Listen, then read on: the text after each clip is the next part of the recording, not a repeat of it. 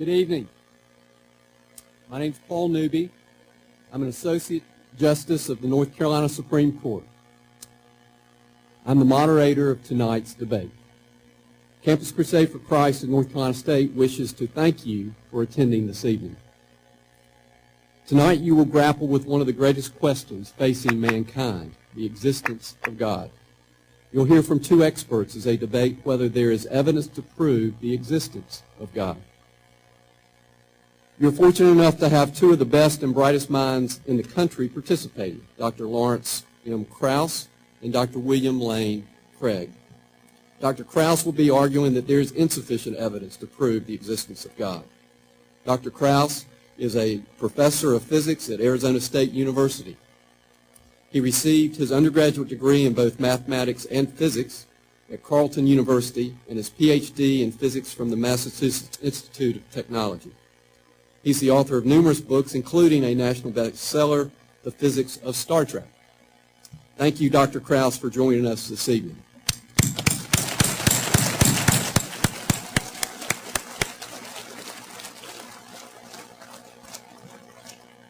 The other guest this evening is Dr. Craig, who will be arguing there is sufficient evidence to prove the existence of God. Dr. Craig is a professor of philosophy at Talbot School of Theology in California. Dr. Craig received his BA in Communications at Wheaton College, a PhD in philosophy from the University of Birmingham, England, and a Doctor of Theology from the University of Munich. He's authored and edited more than 30 books. Let's thank Dr. Craig for joining us this evening.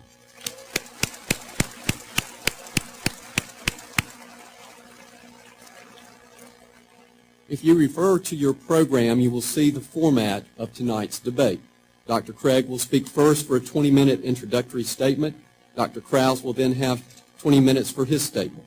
Each panelist will then have a 12-minute rebuttal, followed by an 8-minute counter-rebuttal. Each will then end with a 5-minute summary. I encourage you to listen closely to the arguments presented.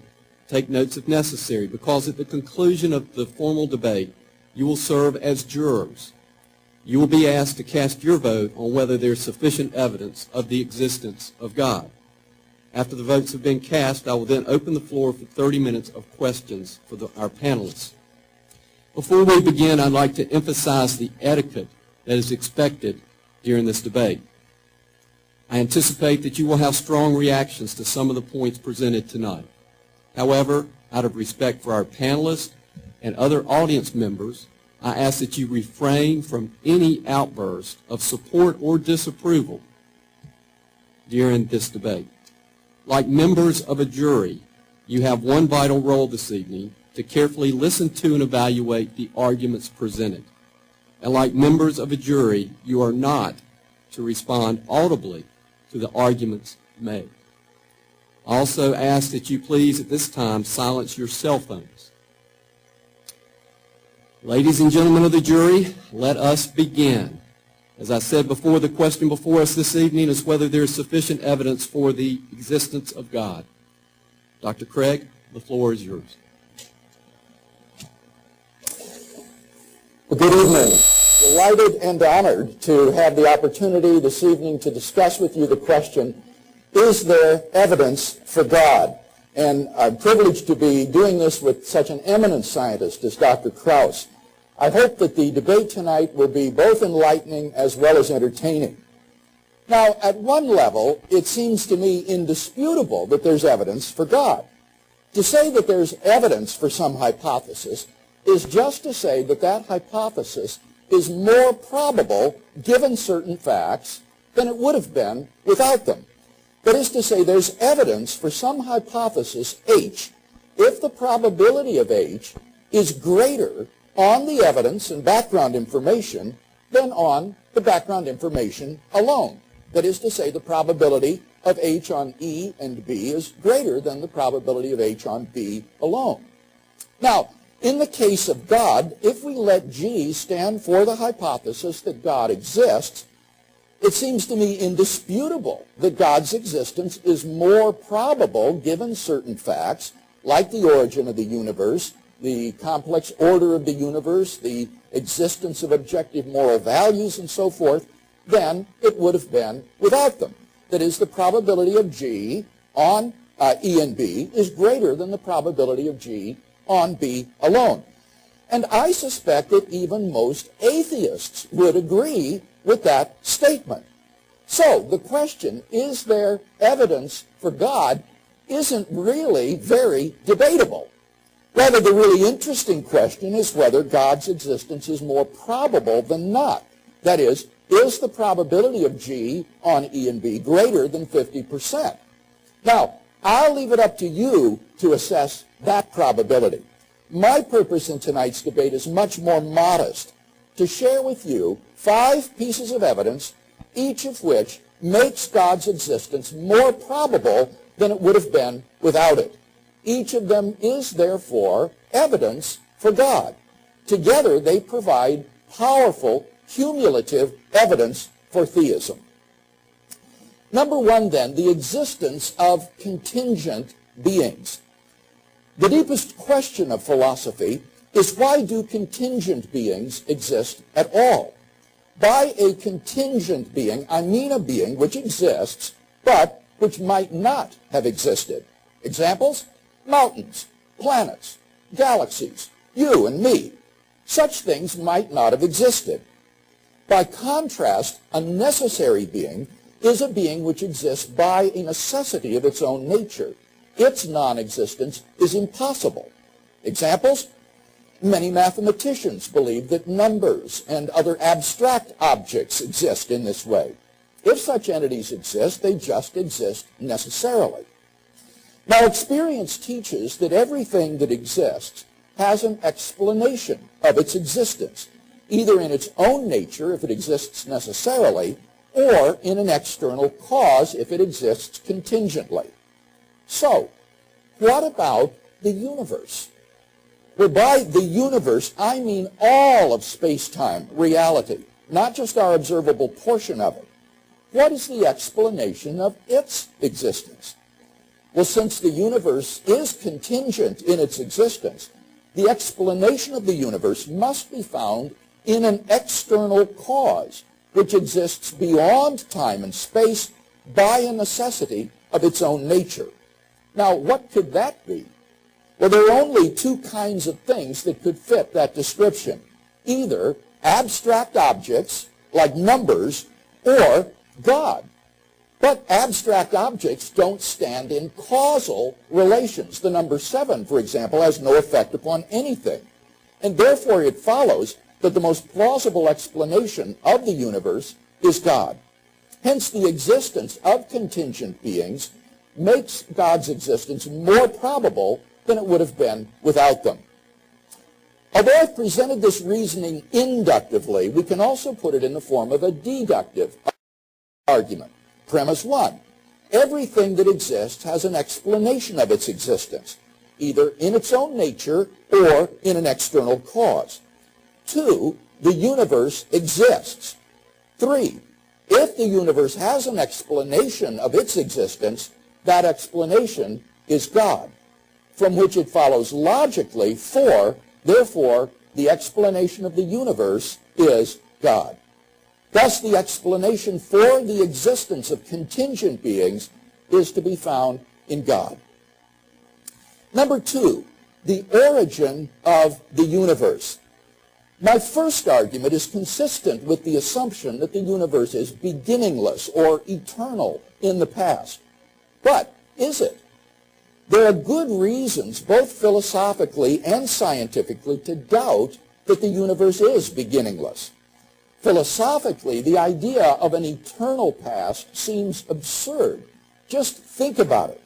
If the universe never had a beginning, that means that the series of past events goes back to infinity, that the number of events in the past history of the universe is infinite.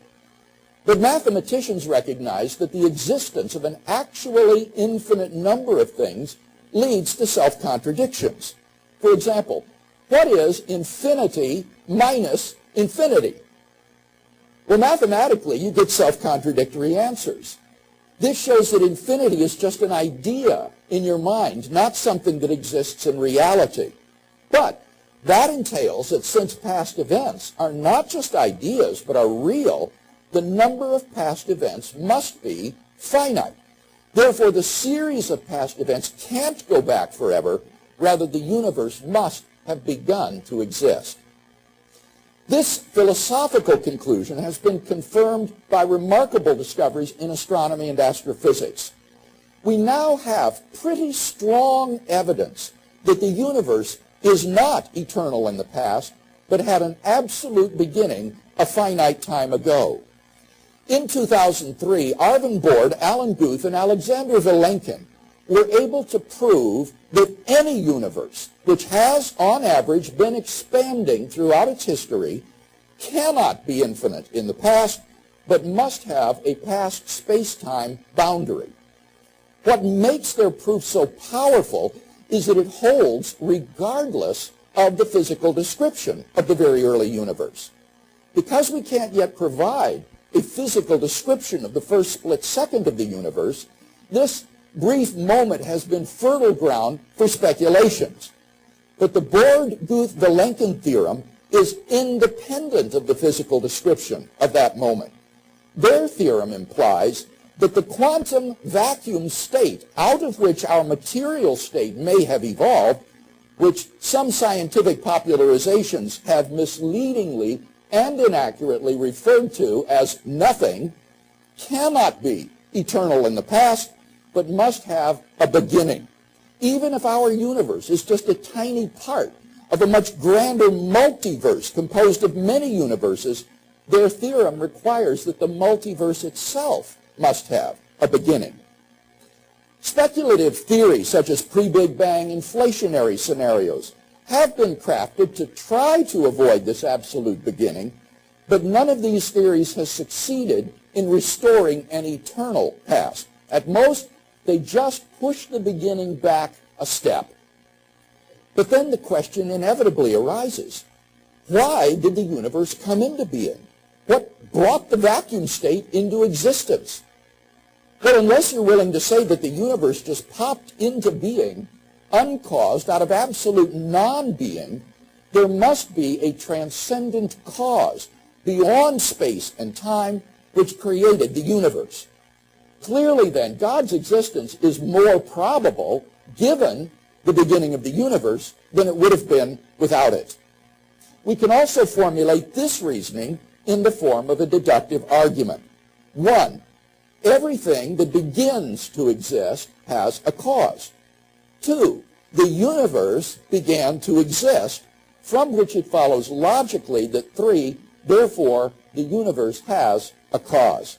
And again, as we've seen, the best candidate for such a transcendent cause is God. Number 3, the fine-tuning of the universe for intelligent life. In recent decades, scientists have been stunned by the discovery that the initial conditions of our universe were fine-tuned for the existence of intelligent agents with a precision and delicacy that literally defy human comprehension. This fine-tuning is of two sorts. First, when the laws of nature are given mathematical expression, you find appearing in them certain constants, like the gravitational constant. These constants are not determined by the laws of nature. Second, in addition to these constants, there are certain arbitrary quantities, which are just put in as initial conditions on which the laws of nature operate. For example, the amount of entropy in the very early universe. Now, all of these constants and quantities fall into an extraordinarily narrow range of life-permitting values. Were these constants or quantities to be altered by even a hair's breadth, the life-permitting balance would be destroyed and life would not exist. We now know that life-prohibiting universes are incomprehensibly more probable than any life-permitting universe. Now, there are three possible explanations of this extraordinary fine-tuning: physical necessity, chance, or design. Now, it can't be due to physical necessity because, as I've said, the constants and quantities are independent of the laws of nature. So maybe the fine-tuning is due to chance. After all, highly improbable events happen every day. But what serves to distinguish purely chance events from design is not simply high improbability, but also the presence of an independently given pattern to which the event conforms. For example, in the movie Contact, scientists are able to distinguish a signal from outer space from random noise, not simply due to its high improbability, but because of its conformity to the pattern of the prime numbers. The fine-tuning of the universe for intelligent agents exhibits just that combination of incomprehensible improbability and conformity to an independently given pattern that are the earmarks of design. So, again, God's existence is clearly more probable given the fine-tuning of the universe than it would have been without it. We can also formulate this reasoning into a simple deductive argument. Premise 1. The fine-tuning of the universe is due to either physical necessity, chance, or design. 2. It is not due to physical necessity or chance, from which it follows logically. 3. Therefore, it is due to design. Thus, the fine-tuning of the universe implies the existence of a designer of the cosmos. Number 4, objective moral values and duties in the world. By objective moral values, I mean moral values which are valid and binding whether anyone believes in them or not. Many theists and atheists agree that if God does not exist, then moral values are not objective in this sense. For example, Michael Krauss, an agnostic philosopher of science, asserts, morality is a biological adaptation, no less than our hands and feet and teeth. Considered as a rationally justifiable set of claims about an objective something, ethics is illusory. Morality is just an aid to survival and reproduction, and any deeper meaning is illusory. On a naturalistic view, moral values are just the byproduct of biological evolution and social conditioning. Just as a troop of baboons exhibit cooperative and even self-sacrificial behavior because natural selection has determined it to be advantageous in the struggle for survival, so their primate cousins, Homo sapiens, have evolved a sort of similar behavior for the same reason. As a result of sociobiological pressures, there has evolved among Homo sapiens a sort of herd morality that functions well in the perpetuation of our species. But on the atheistic view, there doesn't seem to be anything about this morality that makes it objectively binding and true. But the problem is that objective moral values and duties plausibly do exist. In moral experience, we apprehend a realm of moral values and duties that impose themselves upon us. There's no more reason to deny the objective reality of moral values than the objective reality of the physical world. Actions like rape, cruelty, and child abuse aren't just socially unacceptable behavior. They're moral abominations. Some things, at least, are really wrong. Michael Krauss himself admits, and I quote, "The man who says it is morally acceptable to rape little children is just as mistaken as the man who says 2 + 2 = 5. Some things, at least, are really wrong. But in that case, the probability of God's existence is 1.0. We can formulate this reasoning as follows. 1. If God did not exist, objective moral values and duties would not exist. 2. Objective moral values and duties do exist, from which it follows logically and inescapably that 3, therefore, God exists. Number 5, the historical facts concerning Jesus of Nazareth. The historical person, Jesus of Nazareth, was a remarkable individual. Historians have reached something of a consensus that the historical Jesus came on the scene with an unprecedented sense of divine authority, the authority to stand and speak in God's place. He claimed that in himself the kingdom of God had come, and as visible demonstrations of this fact, he carried out a ministry of miracle working and exorcisms. But the supreme confirmation of his claim was his resurrection from the dead. If Jesus really did rise from the dead, then it would seem that we have a divine miracle on our hands, and thus evidence for the existence of God. Now, most people probably think that the resurrection of Jesus is something you just believe in by faith or not. But there are actually three facts recognized by the majority of New Testament historians today, which I believe are best explained by Jesus' resurrection. Fact number one, on the Sunday after his crucifixion, Jesus' tomb was found empty by a group of his women followers. According to Jakob Kramer, an Austrian specialist, by far most scholars hold firmly to the reliability of the biblical statements about the empty tomb. Fact number two, on separate occasions, different individuals and groups saw appearances of Jesus alive after his death. According to the prominent New Testament critic Gerhard Ludemann, it may be taken as historically certain that the disciples had experiences after Jesus' death in which Jesus appeared to them as the risen Christ. These appearances were witnessed not only by believers, but also by unbelievers, skeptics, and even enemies. Finally, fact number three, the original disciples suddenly came to believe in the resurrection of Jesus, despite having every predisposition to the contrary. Jews had no belief in a defeated and dying Messiah, and Jewish beliefs about the afterlife precluded anyone's rising from the dead to glory and immortality before the end of the world. Nevertheless, the original disciples came to believe so strongly that God had raised Jesus from the dead that they were willing to die for the truth of that belief.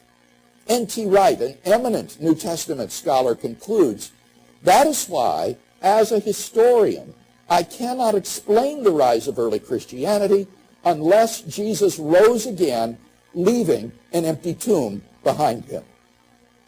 Naturalistic attempts to explain these three great facts, like the disciples stole the body or Jesus wasn't really dead, have been universally rejected by contemporary scholarship. The simple fact is there just is no plausible, naturalistic explanation of these facts. And therefore, it seems to me the Christian is amply justified in believing that the best explanation of the evidence is that Jesus rose from the dead and was who he claimed to be. But that entails that God exists. Thus, we have a good inductive argument for the existence of God based on the resurrection of Jesus. In summary, then, we've looked at 5 lines of evidence, each of which makes God's existence more probable than it would have been without them. God's existence is obviously more probable given these facts than it would have been in their absence. They, therefore, constitute evidence for God. Indeed, I think their cumulative force makes God's existence very much more probable. But that is an assessment which each one of us will have to make for himself. Thank you, Dr. Craig. Dr. Krauss? Thank you. Hi there. Oh, good. That's up. Can you hear me? Good. Thank you, Dr. Craig. First, I want to thank Mark Stevens and the Campus Crusade for Christ, who've been remarkably hospitable and gracious to me during the short time I've been here, and I really appreciate everything they've done.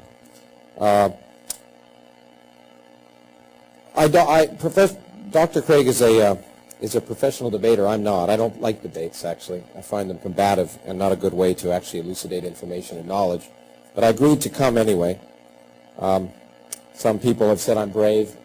Some people I know are feeling I'm foolhardy.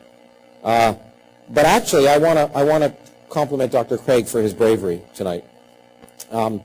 Because unlike the other debates I've seen him talk in, which have to do with the existence of God, which this debate, by the way, doesn't have to do with, I'm not here to disprove the existence of God in any way. I think that's kind of a futile and useless activity, something I wouldn't waste my time on.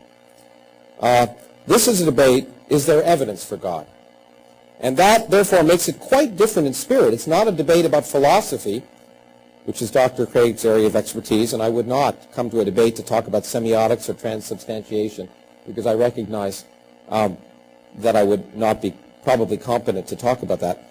But Dr. Craig came here to talk about evidence, which is, I take to be empirical and scientific. And Dr. Craig is not a scientist, as he has demonstrated several times in the last few minutes. The important thing about this debate also is that the onus is on Dr. Craig to demonstrate evidence for God. The onus is not on me to disprove anything. The onus is on Dr. Craig to demonstrate evidence, and then I guess I'm here to talk about whether I view that as evidence. And that's very different, I think, in spirit than a number of the other debates that Dr. Craig has been involved in, and I congratulate him for his bravery to do that, or maybe foolhardiness, we'll see. Now, extraordinary claims require extraordinary evidence. And in fact, I will get to the fact that Dr. Craig's claim for what evidence is not at all what we use in science nowadays. It doesn't relate at all to what we use in science. But one could imagine, I mean, there's no more extraordinary claim, I think, than the fact that there is a divine, infinitely powerful intelligence that exists, that creates the universe, and then largely disappears. And that, except maybe in a few places making itself manifest to Bronze Age peasants before YouTube or anything else that could record the evidence. Not only that, I should point out that it is a far cry from claiming that there may be cosmological arguments for the existence of a divine intelligence. There's no logical connection between that and the God that Dr. Craig just talked about, who shows great interest in the personal affairs of human beings roughly 1 million years after they were evolved. And in fact, a personal God that Dr. Craig happens to believe in, but not a personal God that other people have to believe in. There's no logical connection between a God a divine intelligence that might create the universe, and Christ. There's nothing at all. Now, it would be easy to have evidence for God. If the stars rearranged themselves tonight, and I looked up tonight and saw something, well, not here, but in a place where you could see the stars, in Arizona, say, and I looked up tonight and I saw the stars rearrange themselves, say, I am here. Gee, that's pretty interesting evidence. And in fact, when we talk about evidence, the only evidence you can have for God is really the miraculous evidence. Because the existence of God implies something that is supernatural, something beyond that which can be explained by physical theory. So if you're going to have evidence for God, it has to be miraculous evidence. Now, I'm also not a huge fan of philosophy, but I thought I would quote a philosopher, in difference to Dr. Craig, and that's David Hume, who defined a miracle to be the following: no testimony is sufficient to establish a miracle unless the testimony be of such a kind that its falsehood would be more miraculous than the fact which it endeavors to establish. So if you're claiming you have evidence for a miracle, the fact that that evidence is false has to be even stranger than the evidence itself. And of course, that doesn't apply to anything Dr. Craig has talked about, as I'll try and describe. Therefore, in fact, the kind of evidence that Dr. Craig would need to show is incredibly high. He has to jump a huge hurdle.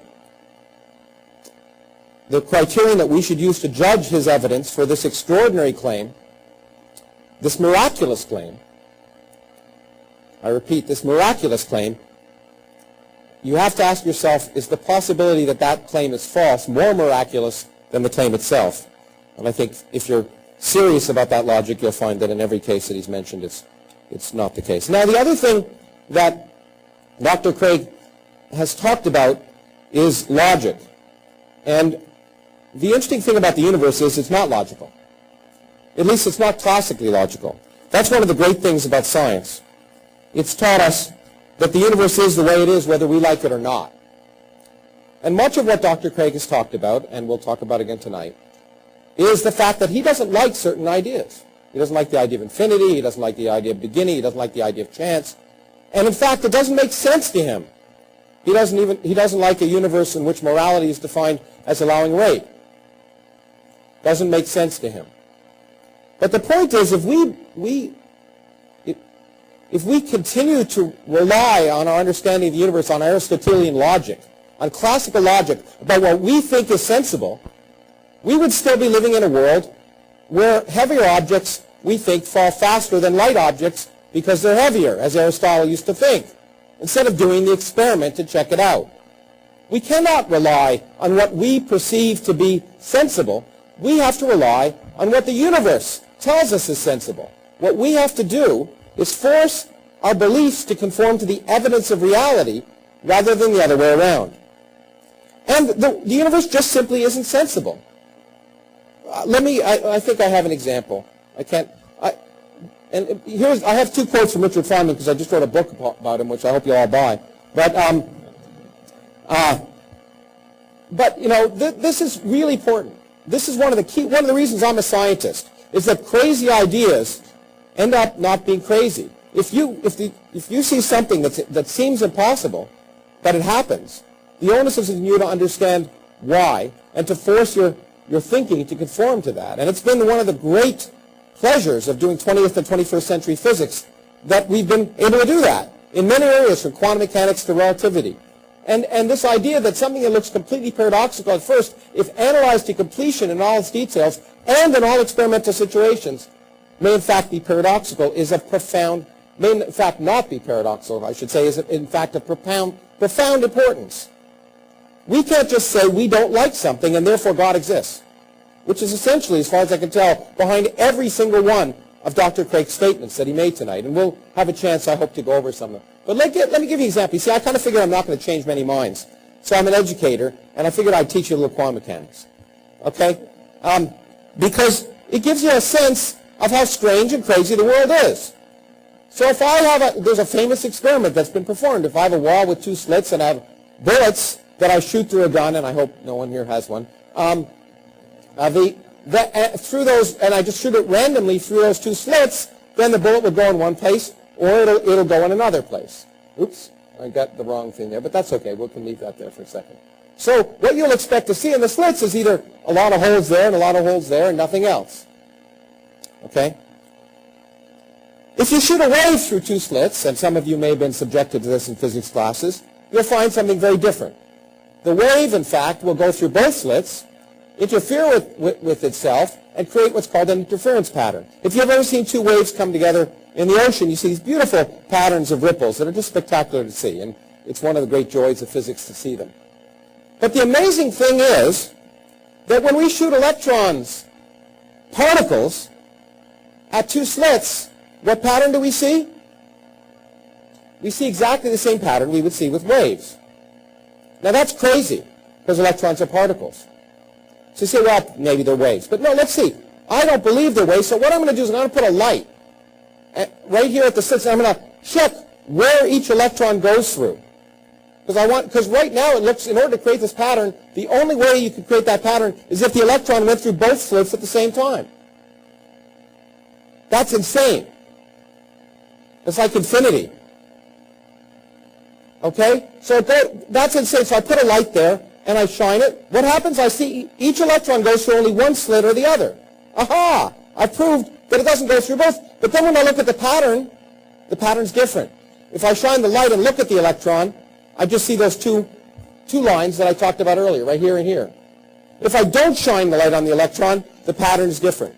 If I don't shine the light on the electron, we now know the electron goes through both slits at the same time. It does something classically impossible. And when we saw that, we didn't say, you know what, God exists. What we said is, well, maybe the laws of nature are stranger than we thought, and maybe we better figure out how things behave so we can explain and predict things. And the universe is stranger than you think, in almost every way. In fact, I cannot resist this because Dr. Craig mentioned it.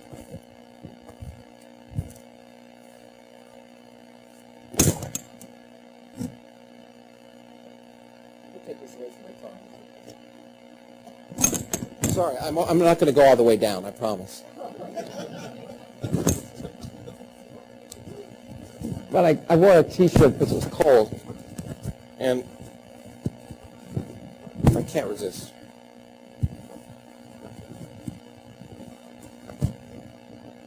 It's worth 1,000 words, so it's okay. Okay. 2 plus 2 equals 5, my T-shirt says, for extremely large values of 2. Now that's extremely important because, in fact, classical logic, such as 2 plus 2 equals 5, is 4, it can equal 5, is wrong. Mathematicians and physicists know that for extremely large values of numbers, you have to change the rules. And in fact, let's go to some of the things Dr. Craig talked about.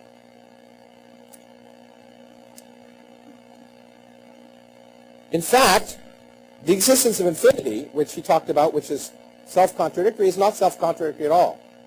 Mathematicians know precisely how to deal with infinity, so do physicists. We rely on infinities. In fact, there's a field of mathematics called complex variables, which is the basis of much of modern physics, from electromagnetism to quantum mechanics and beyond, where in fact we learn how to deal with infinity. Without the infinities, we couldn't do the physics. We know how to sum infinite series because we can do complex analysis. Mathematicians have taught us how. It's strange and very unappetizing, and in fact you can sum things that look ridiculous. For example, if you sum the series 1 plus 2 plus 3 plus 4 plus 5 plus 6 to infinity, what's the answer? Minus 1/12. You don't like it? Too bad. The mathematics is consistent if we assign that. The world is the way it is, whether we like it or not. So let's talk about the 5 pieces of evidence that Dr. Craig talked about. The existence of contingent beings. Beings that didn't have to exist. Well, accidents happen all the time. Many things happen that are just accidental. We assign significance. We are hardwired to want to believe. That's very important. We all want to believe in a host of things. We all have to convince ourselves of 10 impossible things before breakfast in order to get up in the morning. That we like school, or we love the person in the bed next to us, or something. It's what we need as human beings to exist. We want to believe, we need to believe, but accidents sometimes happen. You can, for example, have 1,000,000 dreams over 1,000,000 nights, but let's pretend it's not 1,000,000, let's just say it's 1,000 nights, that are nonsensical. One night, you dream that your friend is going to break their arm. Next day, your friend breaks their leg. Aha! Something significant. But of course, you forget all the times your dreams were nonsensical. Again, Richard Feynman used to go up to people and say, you know what happened to me? You won't believe what happened to me today. You just won't believe it. You just won't believe it. He'd say, what? He'd say, absolutely nothing. Okay, because most of the time when things happen, they're not significant, but we ascribe significance to them. Contingent things happen all the time without necessarily having a cause, but even if they do have a cause, if we don't understand the cause, it doesn't mean that God exists. It seemed to me that Dr. Craig's first example is a characteristic example of God in the gaps. We don't know all the processes which led to the existence of human beings, therefore God exists. Well, that's just an awful excuse for God. Because that God of the gaps argument risks God disappearing when we discover the cause. And we discover the cause is simply physical. We now know, in fact, getting to his origin of the universe and also whether the universe is contingent or not, the universe, Dr. Craig argued that we know the universe isn't contingent, it had to exist. How does he know that? I don't know that. How do we know that? We don't know the answer. It's fine not to know the answer. There's nothing wrong with not knowing the answer. In fact, not knowing the answer is exciting because it means there's a lot to learn. To argue that from some basic principle we know the universe had to exist is myopic in the extreme. Or perhaps, in my opinion, intellectually lazy.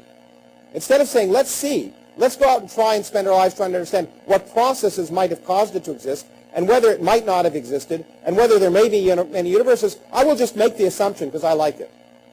Well, God of the gaps is not good evidence for God. It's not also good evidence for sound thinking. The origin of the universe, again, coming back to Dr. Craig's argument that it can't be eternal. Well, we do know. In fact, Dr. Craig said there's good evidence for a Big Bang. Well, there's more than good evidence for a Big Bang. We know a Big Bang happened. The Big Bang is a fact. It happened 13.72 billion years ago, and the fact that we can say so to 4 decimal places is one of the most remarkable feats of modern science that we should all herald and use and exalt as an example of how remarkable it is to be a human being who could think. The fact that we now here sitting in the middle of no place, in the middle of around a random star, in the middle of a random galaxy, in the middle of a universe of 400 billion galaxies, a universe which is made, in fact, which the galaxies and the stars are largely irrelevant, and the human beings and the aliens that live on those stars are largely irrelevant. We have now learned that the mass of the universe, well, less than 1% of the universe is made up of everything we can see. All the stars, all the galaxies, all the planets, everything is a bit of cosmic pollution in a universe made up of dark matter and dark energy, things which are invisible, but we know exist because we can measure them, because we can falsify them. That's the other aspect of evidence. Evidence must be falsifiable. I could argue that Dr. Craig has 3 legs. I see he has 3 legs right here. Oh, but whenever he stands up and you look at him, he only has 2. One disappears. Okay? Now that's not falsifiable evidence. I could argue that we didn't exist less than 5 seconds ago. How can you prove me wrong? I could argue that God created the universe 4.5 seconds ago with all of us sitting here believing we heard Dr. Craig. There's no way I could disprove that. And there's no way I would want to try and disprove it, because it's not falsifiable. It's not, in a scientific sense, it's not evidence. Now, actually, Dr. Craig, when he talked about Alan Guth, was of course wrong. The actual first person to talk about the fact that the universe had to begin at a finite time in a singularity is Stephen Hawking, who made some singularity theorems with Roger Penrose. But the interesting thing is Stephen Hawking has also argued, as in fact we now know, given quantum gravity, that universes can spontaneously appear. In fact, one of the things about quantum mechanics is nothing, not only can nothing become something, nothing always becomes something. Nothing is unstable. Nothing will always produce something in quantum mechanics. And if you apply quantum mechanics to gravity, you can show that it's possible that space and time themselves can come into existence when nothing existed before. So that's not a problem.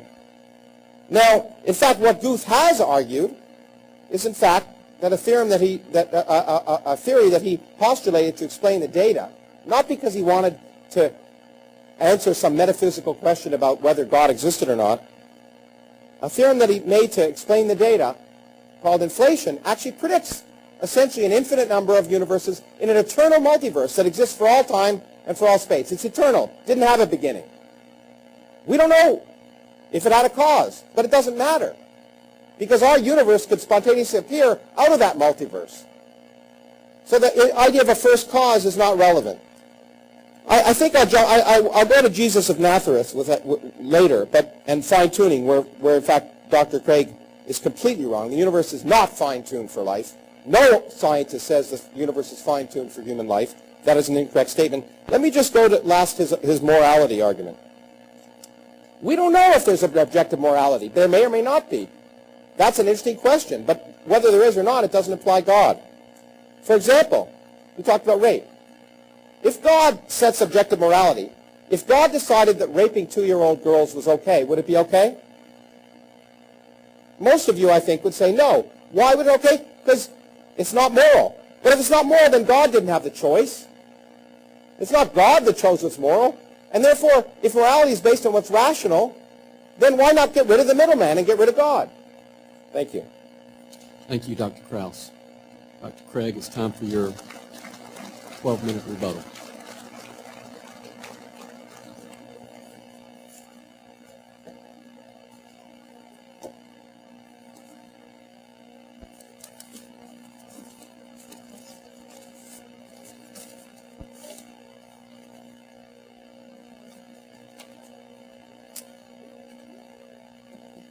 You'll recall that in my opening speech, I said that there's evidence for God's existence just in case the probability of God's existence is higher, given the 5 facts that I mentioned, than it would have been without them. This is the standard definition of is evidence for used in probability theory. And I'm astonished to hear Dr. Krauss attacking logic and Bayesian probability theory as the basis for his argument. That is simply unsound. You cannot deny logic without assuming logic in order to deny it. It's a self-defeating situation. Now, of course, quantum mechanics is surprising and shocking, paradoxical, but it's not illogical. It is not as though contradictions are true. So in affirming and going with the rules of logic and with probability theory, I am right in line with rational thought. And if the price of atheism is irrationality, well, then I'll leave them to it. Now, he says, but extraordinary claims require extraordinary evidence. David Hume's argument against miracles is sound.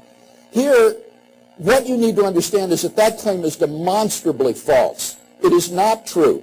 Hume didn't understand the probability calculus. It wasn't yet developed in his day. His argument neglects the crucial probability that we would have the evidence which we do if the miracle in question had not occurred. And that factor can completely balance out any intrinsic improbability that you might think occurs in a miracle. In any case, well, I think that a miracle like the resurrection is intrinsically improbable. I think what's improbable is that Jesus rose naturally from the dead. But of course, that's not the hypothesis. The hypothesis is that God raised Jesus from the dead. And you can't show that's intrinsically improbable unless you're prepared to argue that the existence of God is improbable. And Dr. Krauss isn't doing that tonight. That's not the debate topic, as he explained. The topic tonight is there evidence for God? And so we're not assessing the prior probabilities of whether or not God's existence is intrinsically probable or not. And so I think that the approach that I'm taking tonight is right in line with probability theory and does show that given the facts that I've laid out, God's existence is more probable than it would have been without them. He says, but there could be better evidence. God could rearrange the stars in the sky. You know, if the stars did that, that would be vastly more probable than the fine-tuning of the initial conditions of the universe that I discussed. And therefore, that would be good evidence for the existence of God. So is the fine-tuning that I've discussed already. He says, but 2 plus 2 does not necessarily equal 5. 2 plus 2 equals 5 follows from the axioms of Peano arithmetic, which are necessary truths. I cannot believe that he would deny logical, necessary mathematical truths in order to avoid theism. So let's talk first about the existence of contingent beings. Here I explained that contingent beings are more probable given God's existence than given atheism. Dr. Krauss will have to say that the existence of contingent beings is just as probable on atheism as it is on theism. But that seems incorrect because atheism has no explanation for the existence of contingent beings. Dr. Krauss says, well, accidents just happen. Your friend might break a leg after having a dream. But notice that there are explanations for accidents. That's why when something goes wrong, for example, in a space shuttle launch, we look for the cause of what made the accident occur. He says, well, is the universe contingent? Perhaps the universe it doesn't exist necessarily. My argument was that the universe doesn't exist necessarily, that it's contingent in its being. Scientists regularly discuss other models of the universe that are logically possible. The universe is governed by different laws of nature, and therefore clearly the universe is not ultimate in the sense of being self-explanatory.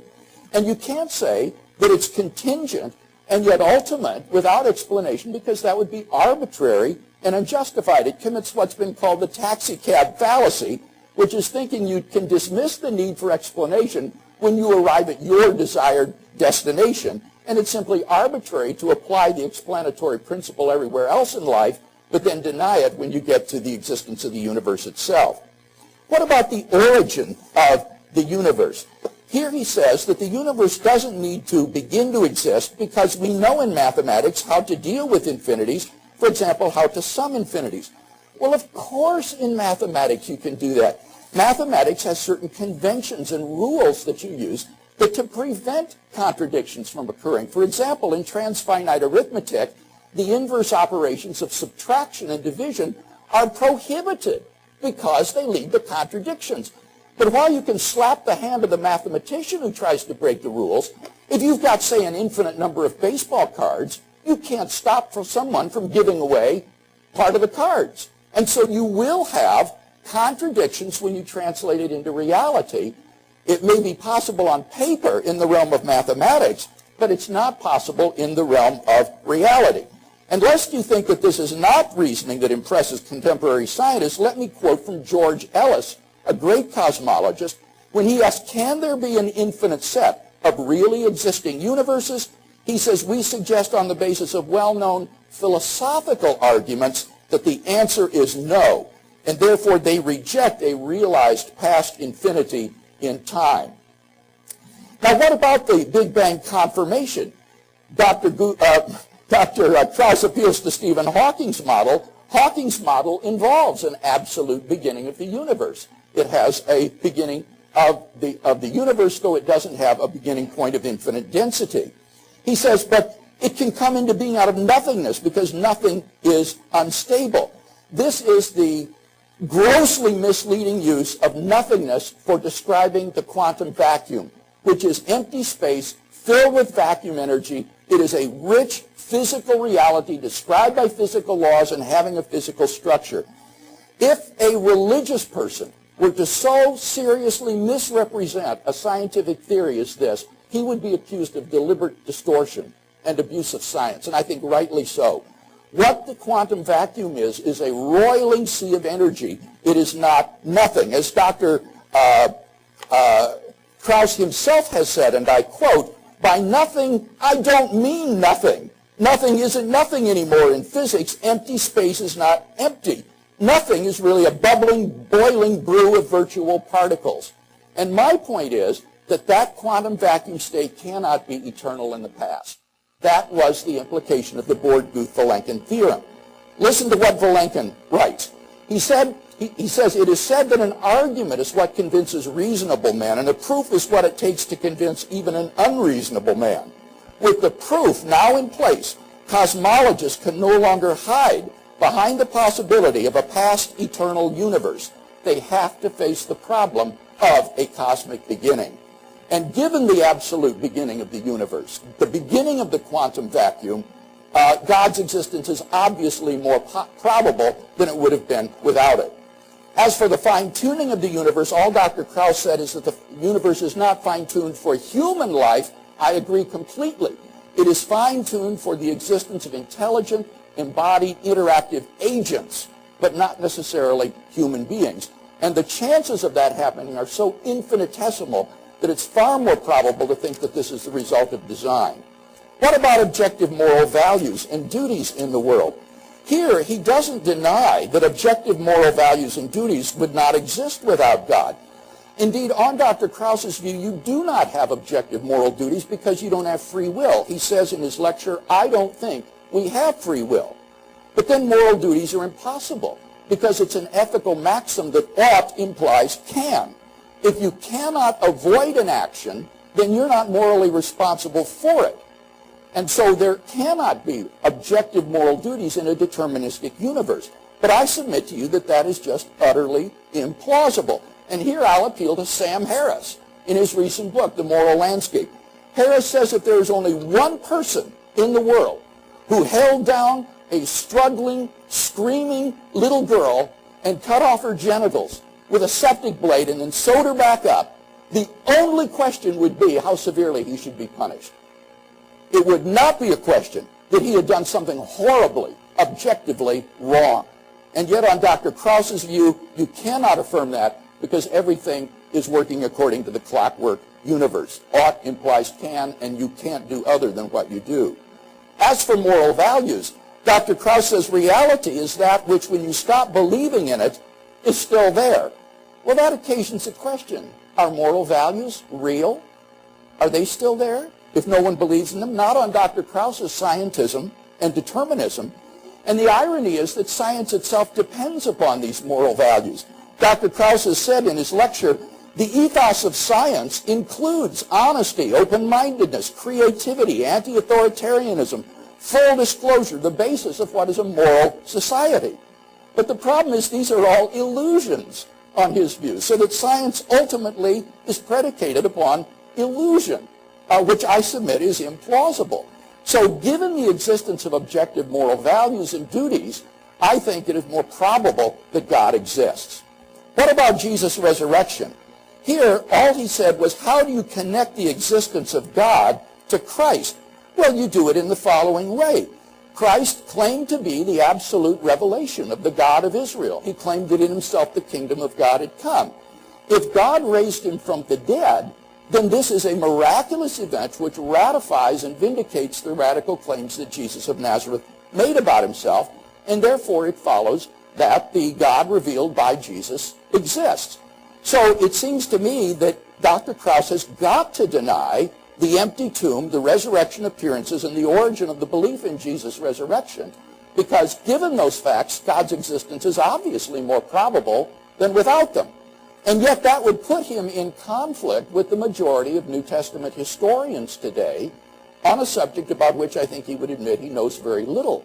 So given the facts accepted by the majority of historians, it seems to me that it is much more probable that God exists and that God raised Jesus from the dead than otherwise. In summary, then, it seems to me that when you look at this evidence, clearly God's existence is more probable given these facts than it would have been without them. And that's all that needs to be established in order to show that there is evidence for the existence of God. Thank you, Dr. Craig. Dr. Krauss?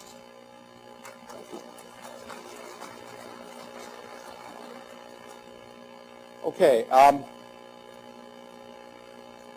we don't understand the beginning of the universe. We don't understand if the universe had a cause. That is a fascinating possibility.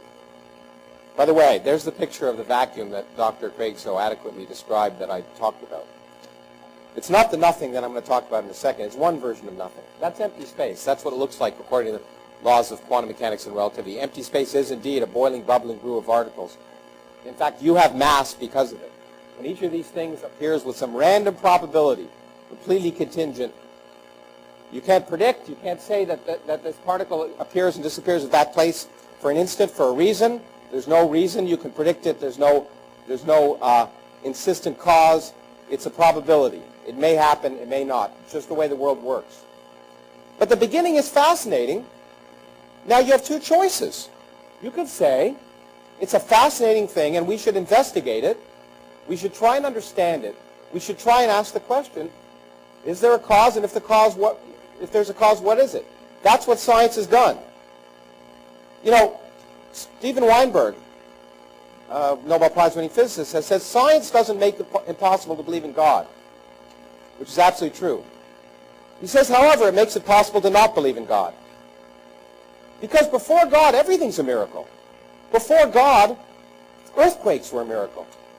But what you could say is, well, I don't understand earthquakes, but maybe I'll try and understand them so that I can predict an earthquake so I can save people's lives in Japan the next time there might be one. So what I can do is say, if I don't understand something, I can say it's God, give up. That's it, God's will. Or I can say, let me try and understand it. So I repeat, the lack of understanding of something is not evidence for God. It's evidence of a lack of understanding. And what we should do, if we're scientists, or anyone, is try and say, let's try and understand it before we go the intellectually lazy route of saying, I don't understand it, so let me assign it to an entity that I can't understand, a divine entity beyond my comprehension. If we did that, we wouldn't be in this room today. We wouldn't be seeing these images because none of modern science would have happened. Instead, we try and understand how things work, and the way science works is if there's a physical effect, we look for a physical cause. And so far, there's not a single place in the history of science where we've gotten to a point where we can't explain something, and we know for certain there's no explanation. Every explanation that's remarkable is remarkable for that fact. It explains something we didn't think we'd ever understand. That's the beauty of science. Now, the interesting thing is that let me go to discuss nothing. I was going to say Dr. Craig's an expert on it, but I won't. But in a sense he is, because he studied what I said. And I've talked about the fact that empty space is not empty. Nothing is not nothing. But that's not the point is that that's one version of nothing. One version is of that, again, defies conventional wisdom, that defies conventional logic, that a century ago, if we'd been having this debate, Dr. Craig would say something can never come from nothing. Nothing can ever rise from empty space. Empty space is empty, and the only way you can get something out of empty space is if God creates it.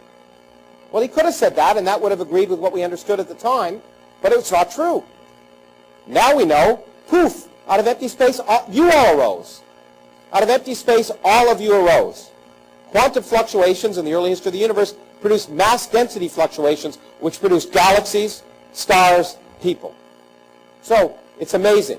It's fantastic, and we should. It's just. I love talking about it. I'd rather talk about that than what I'm about to talk about. But that's not the only kind of nothing. The kind of nothing that I talked about that Stephen Hawking mentioned is a more extreme version of nothing. Still not, maybe you might argue, complete nothing. But in quantum gravity, and it's a theory we don't yet fully understand, but if we apply quantum mechanics to gravity, and gravity is a theory of space and time, that quantum mechanics tells us that space and time themselves, not the space in which these things are appearing, but space itself spontaneously appears. There was no space, there was no time, and a region of space and time spontaneously appears. It's very different than the quantum fluctuations that are happening in empty space, in which Dr. Craig talked about. I agree. That's not complete nothing. It's a version of nothing, and itself it's so remarkable that we should be amazed by it. But quantum gravity says that space and time can come out of nothing, so that where there's no space, no time. Now, Dr. Craig, I could let him wait and rebut this and then rebut it again in the next one, but I'll give him a break. You might say, Dr. Craig would say, I think, and I bet he would be writing this note because I'd be if I were him, but that's not nothing either. Because nothing, at least there are laws. At least there are laws. So the laws were there of which empty space arose. So space, indeed there was nothing in the conventional sense that there was no space, no time, no universe. It's perfectly plausible that a universe can be created where there was no space before. In fact, again, in quantum gravity, it's not only plausible, it's required. It's required that you cannot have that event not happen somewhere. But the laws are there. Well, it turns out, the interesting thing about some of the work that Alan Guth and Alex Valenkin, good friends of mine, have been working on, and I discuss with them all the time, you will notice if you read their paper, unlike Dr. Craig, that you will not see the word God mentioned anywhere in their paper. Because although they talk about a theorem of an absolute beginning, they do not in any way say that this proves the existence of God or this is evidence for God. In fact, you won't find it anywhere. But what you will find is an interesting discussion that this suggests that, in fact, that there are required to be many universes. Maybe even an infinite number of universes. In fact, in eternal inflation, there must be an infinite number of universes. And whether we like it or not, that multiverse may be eternal and infinite. And even if we don't like it, and even if Dr. Craig doesn't like to think we can work with it, it may be the case. It's not up to us to decide. Okay? And the interesting thing about that infinite set of universes is that each of them has a different set of laws. The laws are random. There are no prescribed laws of nature in such a view. The laws of nature are completely accidental.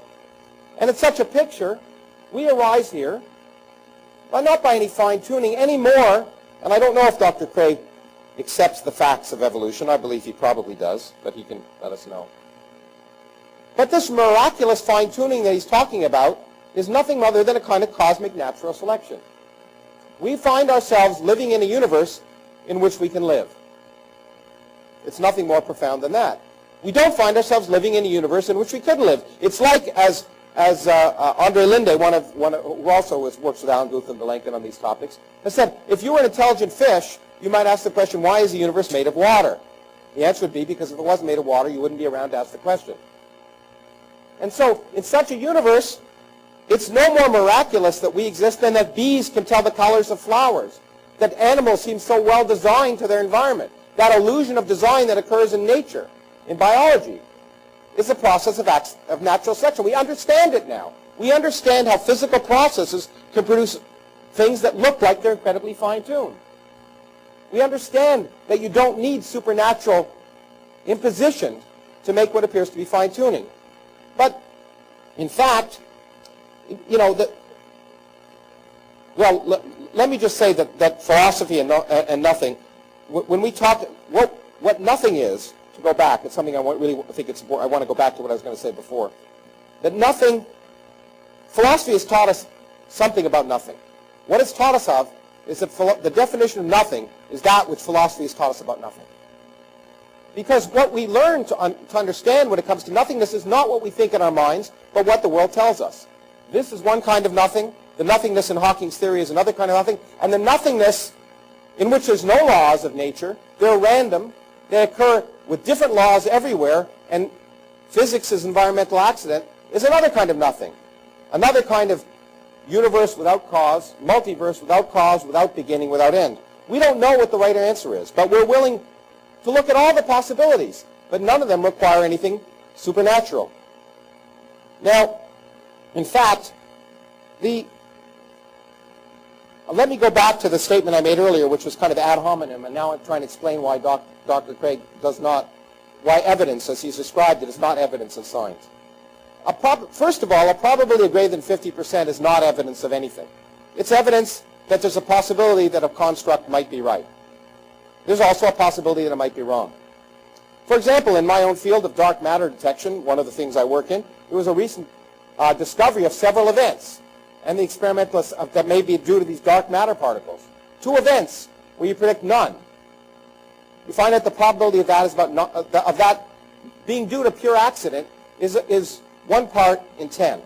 A 10% probability of that being a mere accident, 90% probability of it being perhaps due to dark matter. The experiment, however, did not claim evidence for dark matter, because we don't claim 90% evidence is good enough, especially for extraordinary claim. We require 2, 3, or 4 sigma or 5 sigma effects. So when we have a 10% likelihood that something's an accident, it could be an accident. We never claim discovery based on that. Now, the other thing that surprised me is Dr. Craig claimed to talk about Bayesian statistics. The key aspect of probability, Bayesian probabilities as we use them in science, is that if your conclusions change dramatically depending upon your prior, then you haven't proved anything. And all of his conclusions, of course, are dramatically dependent upon his assumption that God exists. If you just allow for the question you have to ask in every one of his cases, from the fact that we're here and we didn't have to be here, the fact that the universe may or may not have an origin, the fact that there's fine-tuning, although I will get in the last minute to the fact that there isn't fine-tuning, the fact that there may or may not be objective values, and the fact that Jesus of Nazareth claimed he was God, you can ask yourself, is it equally plausible that we're here by physical phenomena, that the universe had a beginning that was produced by physics, that there's fine-tuning that happened in the same way as fine-tuning in biology appears to happen by natural causes, that objective moral values may or may not exist, doesn't prove anything, and that Jesus may have thought he was God, but wasn't God. Is that equally plausible? I think I'll say, well, given that I have 30 seconds left, I think I will just say that the fine-tuning argument, which I promise I'll get to in the next phase, is not fine-tuning at all. The laws of physics can change dramatically. In fact, what Dr. Craig said is that the laws of nature are fine-tuned for any intelligence is not true. We don't know what any intelligence could be like. What we do know is they allow us. So he got it exactly wrong. They allow humans, but we don't know if any other kind of intelligence could exist. Since I'm told to stop, I will stop. Thank you, Dr. Krauss. Dr. Craig.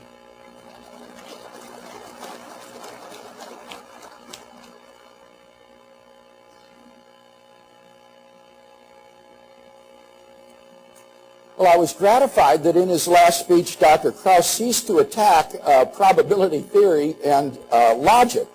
Instead, what he says now, it's not enough to prove that God's existence is more probable given the evidence than it is on the background information alone. You've got to discuss the prior probabilities as well. He's absolutely correct. But as he said in his opening speech, that's not the subject of tonight's debate. And that's why we're not looking at, for example, What is the evidence against the existence of God? We're not asking Dr. Krauss to give the evidence against God's existence. We're not talking about the prior probability of God's existence. We're talking about one aspect of the probability calculus, namely, is it the case that God's existence is more probable, given the evidence and the background information I mentioned, than just on the background information alone? If it is, it follows that there's evidence for God. Now, that doesn't prove that God exists, but that's not the topic of the debate tonight, and I've never claimed that it does. I've simply argued that there is evidence that that there is God, and I think that the evidence is clear.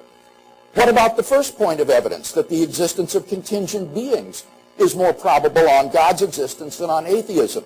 He didn't deny the point. Remember, I explained to deny the explanatory principle of the universe is to commit the taxicab fallacy. It's arbitrary and unjustified.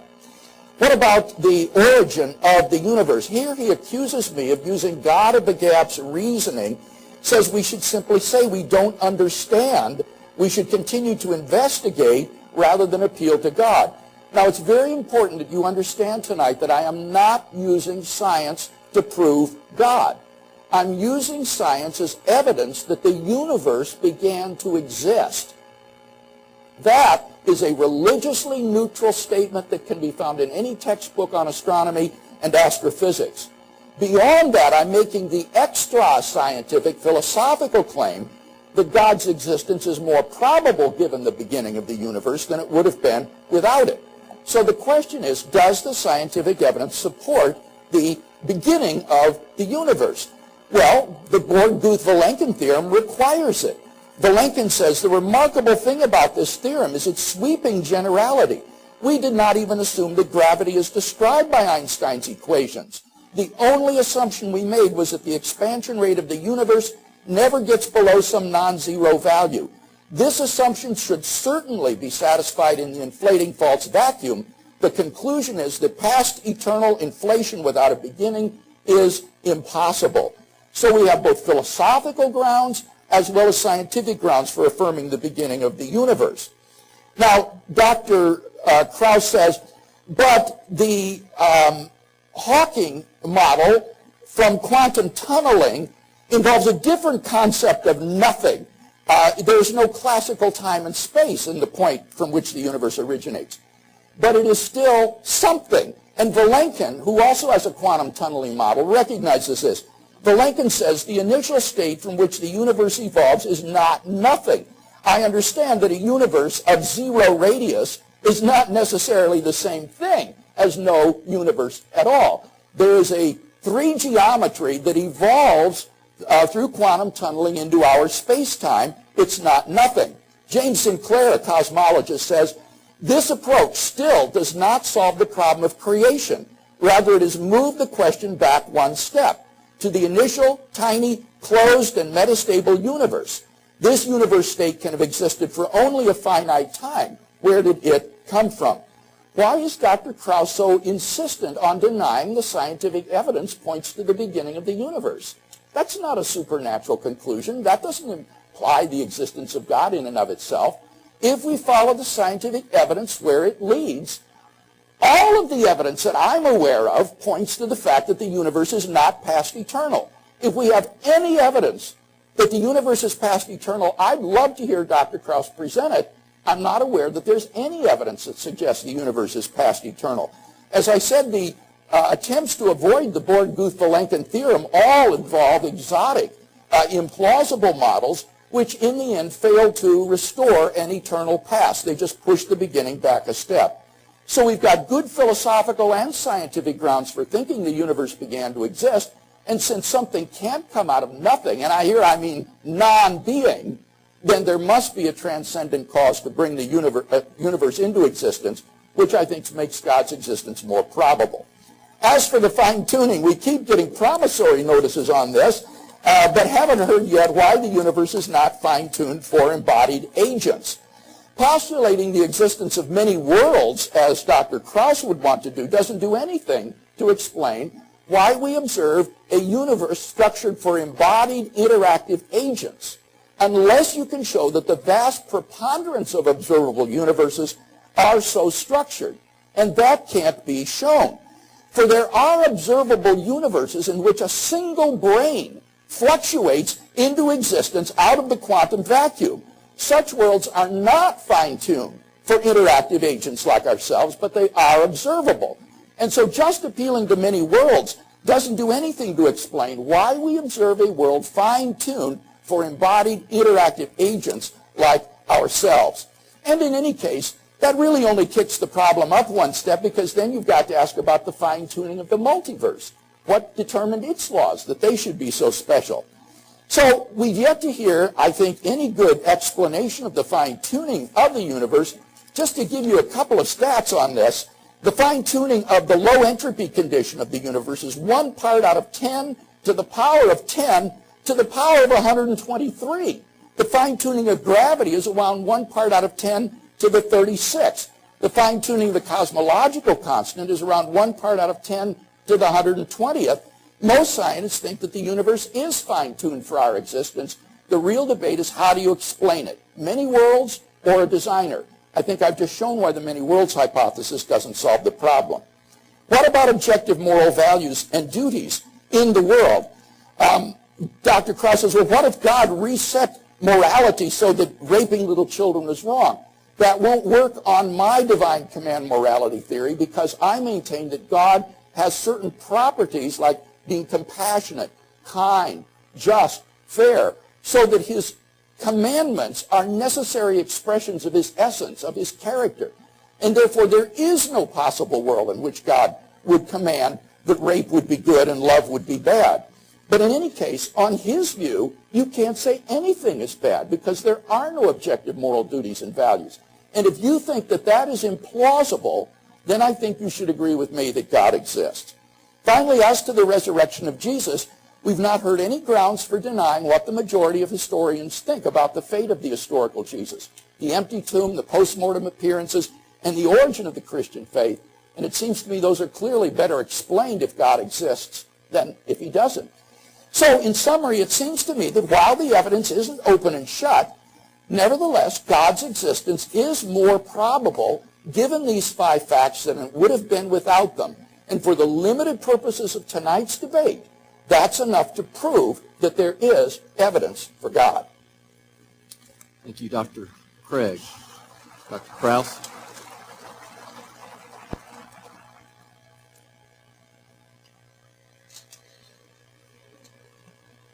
Dr. Craig is fixated on probabilities. I'm fixated on evidence. They're not the same.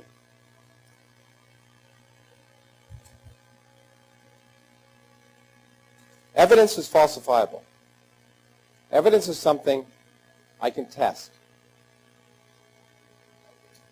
I can argue about probabilities, and especially when I don't have an underlying theory, the probabilities don't mean a lot.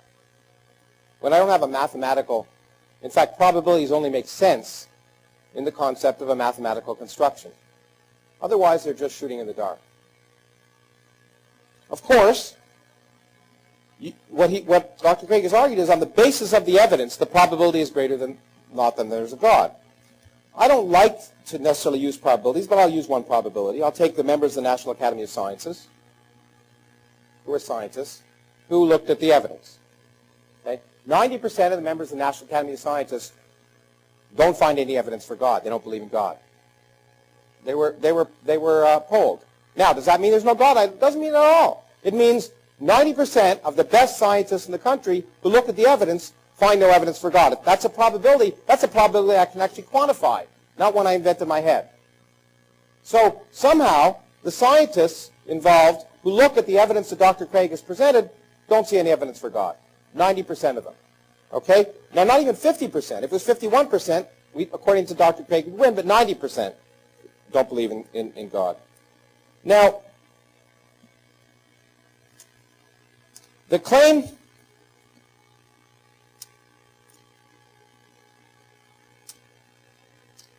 Alex Vilenkin has one model of creating a universe from nothing, which I actually worked on around the same time.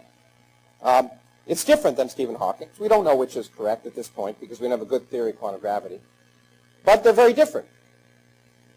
In quantum gravity, unlike what Dr. Craig has said, and you'll have to trust me on this because I actually know general relativity, is that there is no free space. It's not that a free space existed before tunneling. There is no free space.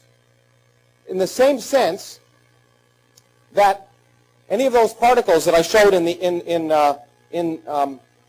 coming from empty space existed before quantum fluctuations produced them. They didn't exist. They exist for a short time, so short you can't measure them, and then they cease to exist. That's the way the world works. In quantum gravity, there's no pre-existing free space. It just is created. So that notion is not correct. Whether or not the universe is past eternal or not, which is again something Dr. Craig is fixated on, is itself a very fascinating question. In the theory, by the way, that he's talking about, one version of the theory, the universe is future eternal. So it is eternal. It had a beginning. There are other versions, however, in which case it is not. It is past eternal. It is eternal over all times. But that question itself, I repeat, the beginning of the universe is a fascinating thing. We know our observable universe had a beginning. We know that. That's not a philosophical statement. It's a scientific one. And I repeat that evidence involves science, not philosophy. Philosophy doesn't define evidence for anything. It provides a logical framework for understanding things, but the only thing that determines evidence is reality, empirical reality, not philosophy. And you have to ask yourself the question each time, I repeat, that Dr. Craig claims that this requires God, is there a plausible physical explanation? And I've already shown you that space can be created from nothing plausibly. It's possible in a multiverse that the laws of physics, the laws of nature themselves are created spontaneously. They didn't pre-exist. It's possible. You have to ask yourself, am I willing to say that because all of these possibilities are interesting, but I don't understand them, there must be a God who's compassionate, kind, what were the words you used? Compassionate, kind, a bunch of other words to describe him or her. Well, that's true, by the way. First of all, that's clearly not the God of the Old Testament, who's not compassionate nor kind, right? That's obvious. So it's a certain kind of God that you choose to be compassionate and kind. But hold on, doesn't God define those things? But if he's required to be kind and compassionate, then who required him to be kind and compassionate? Who defined kind and compassionate? Get out of the middleman. Rationality defines kind and compassionate. All of you, if you did not believe in God, and the people in here who find the evidence for God lacking, are unlikely to go out and kill someone or rape someone tonight because of that. Rationality goes a long way to understanding morality. Rationality, evolution, biology. Does it completely define morality? I don't know. In fact, the institute that I run had a wonderful workshop on the origin of morality to try and look at neurophysiological basis, philosophical basis of morality. Because instead of deciding by fiat that the only origin of morality could be God, we wanted to look at the question and ask. And so, I promised I'd get to fine-tuning, so let's get to fine-tuning. What Dr. Craig gets wrong is that the entropy of the universe is not fine-tuned. It's generated.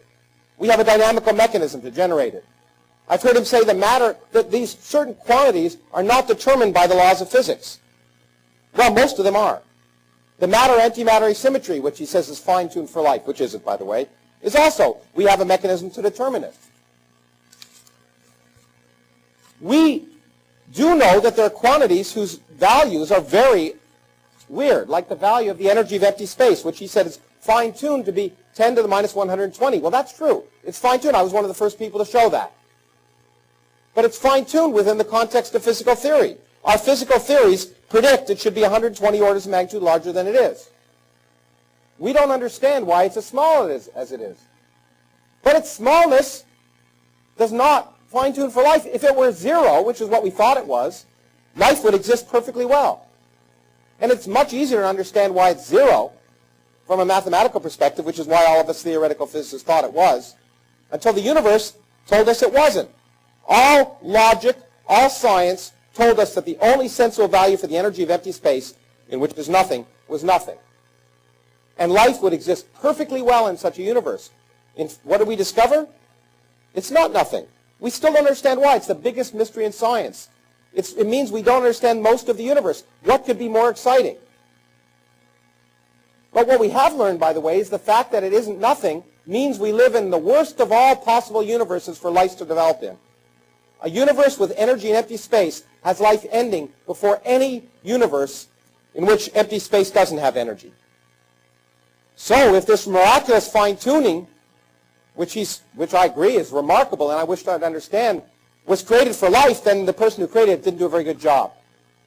A rather competent, intelligent designer. The universe is the way it is, whether we like it or not.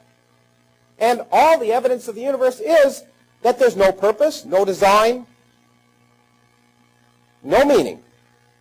Should that upset us? No, and I'll explain why in my concluding remarks. Thank you, Dr. Krauss. We now enter the summary segment, and Dr. Craig. This is the final. This is it. Oh, okay.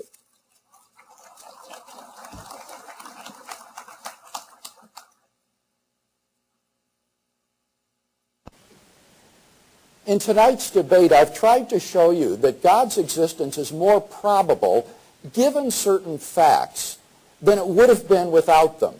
And that is by definition what it means to say that there's evidence for God's existence. First of all, we looked at the existence of contingent beings, and I explained that given the existence of God, it is more probable that contingent beings would exist than on atheism, because on atheism there is no explanation for the existence of contingent beings. And to try to say that there need not be an explanation for the existence of the universe is arbitrary and unjustified. It commits the taxicab fallacy. So I think the very existence of contingent beings makes God's existence more probable than it would otherwise have been. Secondly, what about the origin of the universe? I used both philosophical arguments and scientific evidence to show that the universe began to exist. Dr. Krauss dropped his objections to the philosophical arguments. We saw that while the infinite is a useful mathematical concept, when you try to translate it into the real world, it results in self-contradictory situations, and therefore the past must be finite. And we saw, secondly, that this is indeed what science has confirmed. The Born-Guth-Vilenkin theorem shows that the quantum vacuum out of which our material state has evolved cannot be eternal in the past, but must have had a beginning. The Hartle-Hawking model itself that Dr. Krauss has appealed to involves an absolute beginning of the universe. He says, however, that this universe explains how it came into existence from absolute non-being. And I contradicted that by saying that the point from which the universe quantum tunnels is not nothing on these models. Listen to what Hartle and Hawking write in their scholarly article on this. They say the volume vanishes at the north and south poles, even though these are perfectly regular points of the four geometry. One therefore would not expect the wave function to vanish at the vanishing 3 volume. In the case of the universe, we would interpret the fact that the wave function can be finite and non-zero at the 0-3 geometry as allowing topological fluctuations of the 3 geometry. So they're clearly not talking about something coming from nothing. Indeed, I mean, think about it, folks. There is no physics of non-being. That's absurd. There's only a physics of things that exist, that are real. So it's impossible for physics to explain how being could arise from non-being. There is no physics of non-being. And therefore, given that the universe did have an absolute beginning, I think it fairly cries out for the existence of a transcendent cause of the universe, which is most plausibly identified as God rather than some abstract object. What about the fine-tuning of the universe? Here, Dr. Krauss attacked one example of fine-tuning, the low entropy condition, and he says that this is explicable by a mechanism that determines the fine-tuning. I beg to differ. Robin Collins, who has occupied himself extensively with this, writes, the universe started in a very low entropy state. It is enormously improbable for the universe to have started in the macro state necessary for the existence of life. The various ways of avoiding this improbability are all highly problematic. And in particular, he looks at Penrose's suggestion that the low entropy is the result of a very special law and says that Penrose's proposal has not been accepted by the majority of physicists today. So, look, we've got this universe that in multiple ways is fine-tuned for our existence. And that obviously, I think, makes the existence of God more probable than it would have been without them. It is highly improbable that this fine-tuning is going to go away. Ernan McMullen of the University of Notre Dame says it seems safe to say that later theory, no matter how different, will turn up approximately the same numbers. And the numerous constraints that have to be imposed on these numbers are too specific and too numerous to evaporate entirely. So fine-tuning is a physical feature of the universe, and I think it's better explained by God. Quickly then, what about moral values and duties? Here Dr. Krauss said you can define kind and compassionate independent of God. Of course you can. That is a question of moral semantics. Mine is an argument concerning moral ontology. That is to say, not the definition or meaning of terms, but their grounding in reality. And apart from God, there is no foundation for objective moral values and duties. Therefore, if you believe that they exist, then you should believe in God. Finally, the resurrection of Jesus. He's never denied those historical facts concerning the fate of Jesus of Nazareth. And that gives good reason to believe that the best explanation of these facts is that Jesus rose from the dead and was who he claimed to be, and that entails that God exists. Thank you, Dr. Craig. Dr. Krauss, your summary. Just so you know, I want to show that last little bit if you want to put my computer up in a second. Okay, good. We'll get to Richard Feynman in a second.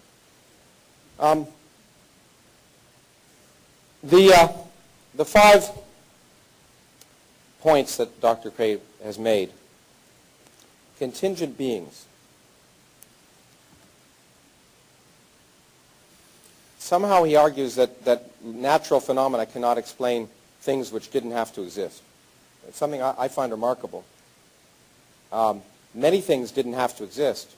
You didn't have to exist here on Earth, but we understand a series of steps by which you were caused to exist naturally, including a large comet that fell in the Yucatan and killed the dinosaurs, making an evolutionary niche for mammals. None of that was required. But more importantly, in fact, if you wish, contingent beings, in fact, must exist in a universe whether or not there's a God. Because if there are many universes having different laws of physics, there must exist one universe in which contingent beings exist. And you can ask yourself, in which universe will those people ask the question? They'll ask the question in the universe in which they exist. If there are many universes, there must be a universe in which we exist. Our existence does not prove anything except that we exist. And in fact, it's required if that existence is at all possible. In fact, the laws of physics tell us that which is not prohibited is required. That which is not impossible must happen somewhere. That's the other amazing thing about the universe. The strangest things are happening every second because those things which don't violate the laws of nature are required. And in many universes, if there's one universe in which life can exist, it will exist, and then it will ask itself the question, why do I exist? The origin of the universe. First of all, let me point out, there are no contradictions. I totally agree. There are no contradictions with infinities that I know of. No mathematical contradictions. I don't like it physically, but it's possible. And if it's true, I'll have to learn to live with it. I'll just have to learn to live with it. I don't know if it's true. I'll find out. I do repeat, however, unfortunately, Dr. Craig, when he talked about the fact that the wave function is not zero at the boundaries, is interesting, but the wave function is not a physical quantity. It's a mathematical quantity that determines probabilities. So what it's saying is that the probability of creating a universe is not zero. Great. That means the probability that something will come from nothing is not zero without God, by the very example he used. The fine-tuning, I wish I could clarify this for Dr. Craig. In fact, Alan Guth, who he keeps invoking like a mantra, developed a theory, which is the only theory we have that explains, I was going to show you the data, it explains all the data in cosmology. It's a beautiful theory. It's called inflation. It's a theory that arises naturally given the laws of particle physics. And it's a theory where the entropy of the universe increases by 10 to the 80th in a time frame of 10 to the minus 35 seconds. Naturally, by known laws of physics. It is, in fact, the way we believe the current entropy of the universe developed, because it's so beautiful, and it also explains what we see. There's no problem creating entropy. There's also no problem creating space. There's no problem creating energy. You can have a universe with fine energy get bigger and bigger and bigger because gravity has something called negative specific heat and negative pressure. It's really weird, but it's true, whether or not Dr. Craig likes it or not. Those aspects that he finds peculiar about our universe are in every way that I know of understandable by known dynamical physical processes. Moreover, the universe we live in is not fine-tuned for life.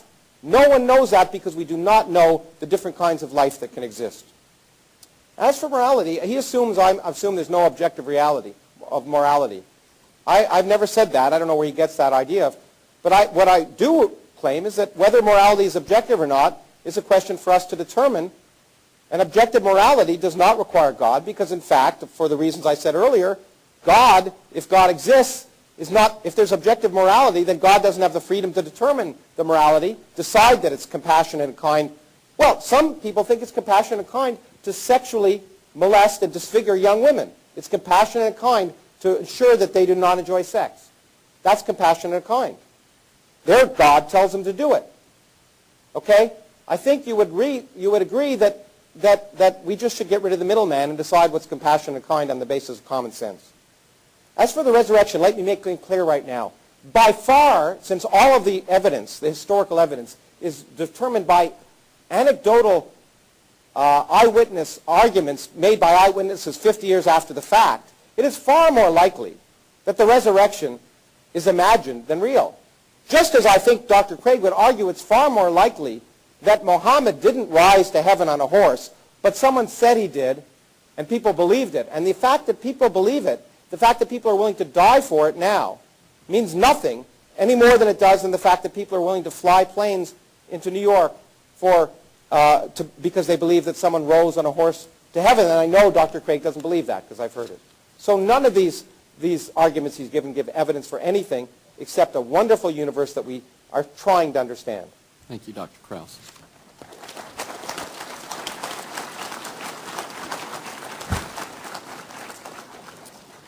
At this time, I would ask you, the audience, to perform your role as members of the jury. The arguments have been presented. It's now your duty to decide whether there's sufficient evidence of the existence of God. If you would take your comment cards. You are the sole judges of the weight to be given to the arguments of each panelist. In deciding whether or not you believe there is sufficient evidence of the existence of God, you should use the same tests of reliability that you apply in your everyday lives. Consider whether or not the positions are reasonable and whether or not they are consistent with other arguments made.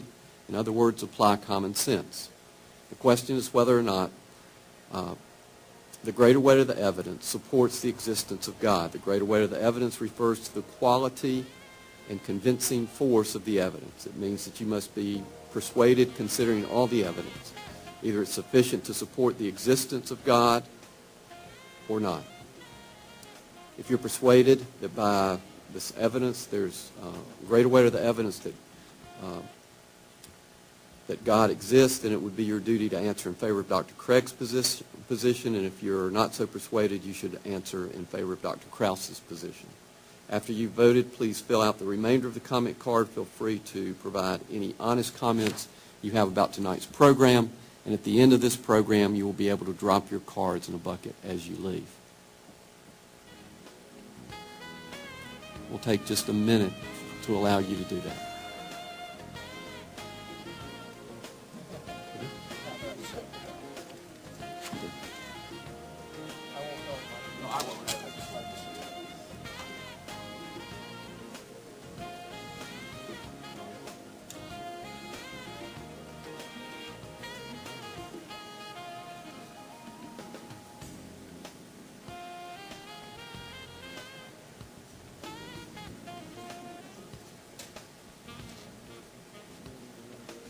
At this time, we will enter the question and answer segment.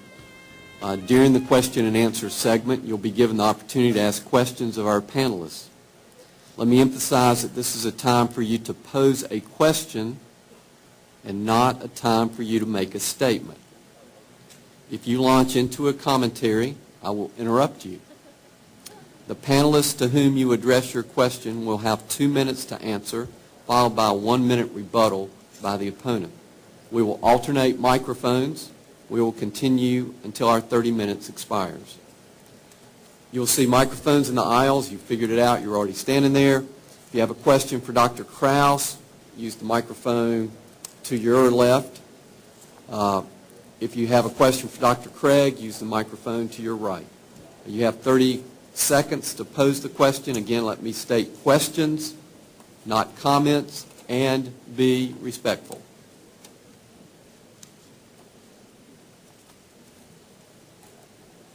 Panelists, are you ready? Sure, why not? Okay. We'll have the first question. Yes. Dr. Krauss said that if he saw the stars rearranged in the sky to say, I am here, he would consider that possible evidence for the existence of God. My question, Dr. Craig, is what evidence would you consider that says that your position on the existence of God is not true? What evidence would I consider to disprove the existence of God? Yes. What evidence can you mention? Well, I think one of the most powerful arguments against God's existence would be the problem of evil. That was alluded to tonight. If you could show that it's improbable that God has morally sufficient reasons for permitting the evil and suffering in the world, that could count. If you could show there was some kind of internal contradiction in the concept of God, that would count, obviously, against God's existence.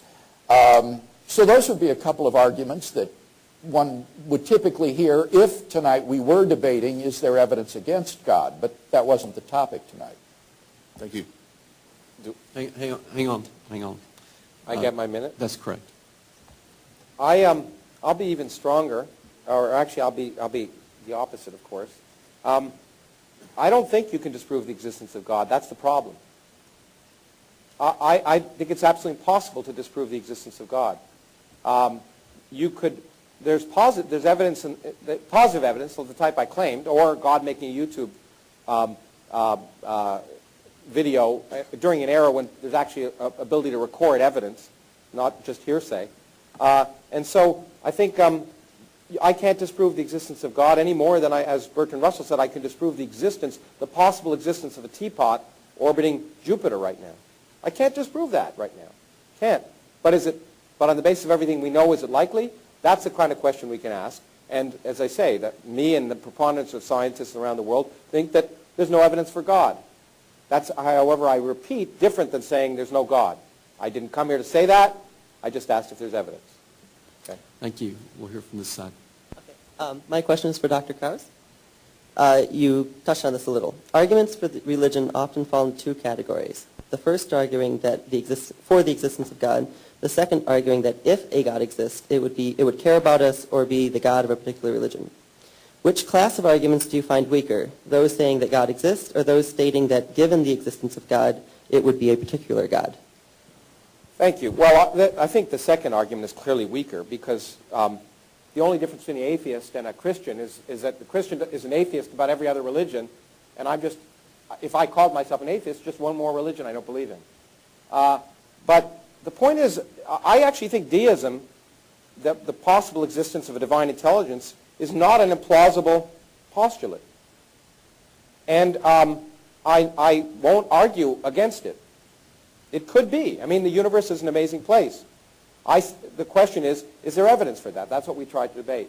So I think the possible existence of a divine intelligence is perfectly plausible and addresses some of the perplexing issues associated with the beginning of the universe. And it may indeed, ultimately, we may find that it's required. But the relationship between that and the specific God that some people believe in here and the specific God that other people believe in here is obviously a problem because not everyone can be right.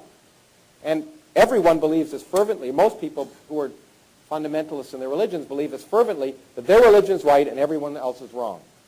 And they can't all be right. And the point is that they're probably all wrong. In fact, I should say it more clearly.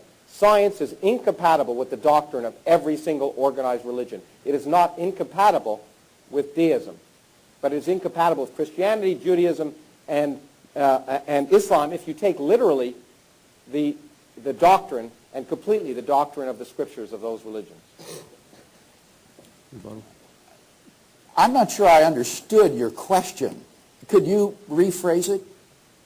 So the question is about whether or not you think the evidence for a general God existing is better than the argument saying, given a God existing, it's the God of one religion. Okay. Well, I don't think the way people argue for particular religions is the way you described it.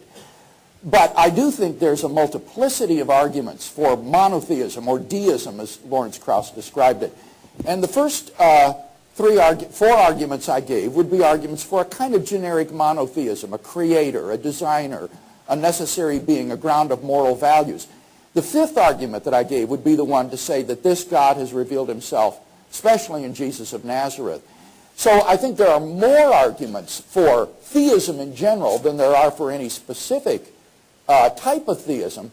But that being said, the evidence for Christian theism is actually very good, especially when it comes as the capstone to a case in which you've established a creator, a designer, a ground of moral values. Then to say that that being already proved has revealed himself in Jesus, I think becomes very plausible in light of the resurrection. Thank you. We'll have a question from this side now. Hi, Dr. Craig. Hi. Throughout this debate, I noticed you concentrated on formal logic instead of science, which talks about the evidence. My question is, through logical argumentation, how would you prove a necessity of purpose or grand design if you were to assume that there was an ultimate cause? How would I argue for the existence of purpose and design? The necessity of purpose or grand design. Well, I'm not sure I would argue for the necessity of them. What I would argue is, as I did in my debate with Richard Dawkins, is that if God does not exist, then ultimately there is no purpose for the universe. But that if God does exist, then it follows that there is purpose for the universe because God created it for a reason. So I would see the question of purpose as depending on the existence of God. It's a conditional claim. If atheism is true, we exist to no purpose, everything will perish in the heat death of the universe.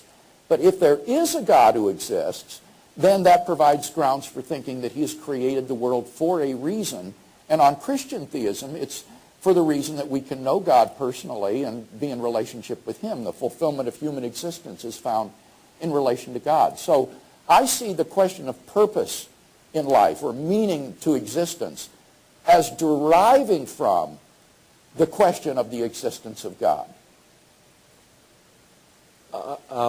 Okay, let's see. What is amazing, well, I don't think formal logic can prove anything about the universe. Formal logic is a methodology, but if we relied only on formal logic, we wouldn't have modern science. We need to explore, we need to let the universe tell us how it behaves. Then we apply rational logic and mathematics. But so formal logic alone doesn't prove anything. Let me make that quite clear. It often leads to, when it comes to the real universe, false conclusions. But the interesting question is, the universe appears purposeless. Everything you can see about the universe, everything we know about the universe appears as if it doesn't exist for us. It appears, so God created a universe that looks like a universe that, in fact, we are just completely insignificant, a vast universe of hundreds of billions of galaxies made of stuff that isn't us, that wouldn't be any different if we weren't here. The universe would be essentially identical. So the question is, does a universe that appears to be without purpose? The answer is, I don't know. But that's the way it appears. And so God may have just made it appear that way because he wants to trick us. I don't know. Thank you, Dr. Krauss. Next question for Dr. Krauss. Dr. Krauss, Oh, I see. That's the way it works.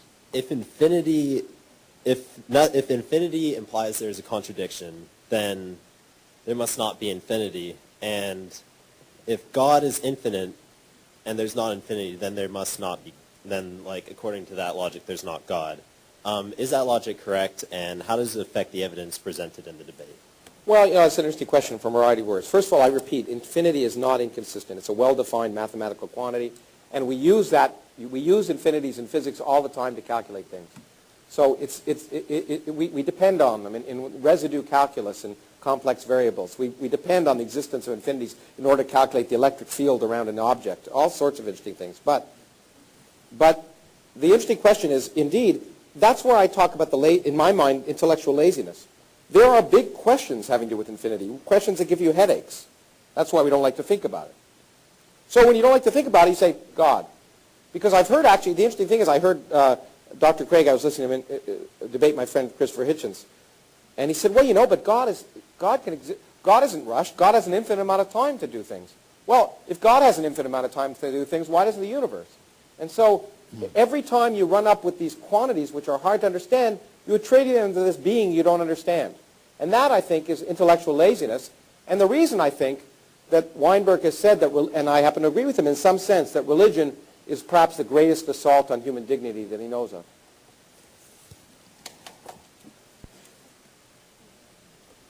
What I argued is that while the concept of the actual infinite is a useful and consistent concept in set theory and transfinite arithmetic, it cannot be translated into the real world, because in transfinite arithmetic you have certain rules that prohibit certain operations like subtraction and division, because when you try to subtract infinity from infinity you get self-contradictions. But if you can have an infinite number of marbles, for example, nobody can stop you from giving away half of the marbles, in which you're going to get these sort of contradictions. So, of course, infinity is a well-defined concept given its rules. Now, does that mean that God can't be infinite? The infinity of God is not a mathematical concept. That is a qualitative concept, not a quantitative concept. It means God is omnipotent, omniscient, eternal, necessary, all good. Has nothing to do with mathematical infinity. Similarly, when we say God has infinite amount of time to do things, what I meant, Dr. Krauss, is he has potentially infinite time in the future. But we're talking here about whether the past can be actually infinite. That's very different. Thank you. Next question for Dr. Craig. Hey, Dr. Craig. Yes. Scientific theories make testable predictions. For example, Newtonian gravity predicted the existence and location of Neptune. You're going to have to talk slower and more clearly, please. Okay. Well, here's a question. What testable predictions does the God hypothesis make? What testable predictions does the God hypothesis have? Well, if Christianity is true, we should find that the evidence supports that Jesus rose from the dead. That if you could show that Jesus didn't rise from the dead, that would falsify Christianity. If theism is true, it would predict that the universe would exhibit characteristics that are designed for the existence of intelligent life like us. If you could show that's false, that would falsify that. If biblical theism is true, the universe should have a beginning. If you could falsify that, that would be problematic for biblical theism. So I think that the existence of God is something that's definitely related to the evidence. And the evidence that I gave tonight, I think, increases the probability that God exists than if we didn't have that evidence. And that's all I've tried to show. It's a very modest claim. Rebuttal. Well, boy, if that's a modest claim. Okay. It's an interesting question. As Dr. Craig pointed out, the answer depends upon your theology. If you're a Christian, you happen to believe, maybe you're required to believe in the resurrection. Maybe you're required to believe in a virgin birth, although on a stage with 4 Christians, including someone of the Vatican, I couldn't get a single person to say they've actually believed in the virgin birth. Or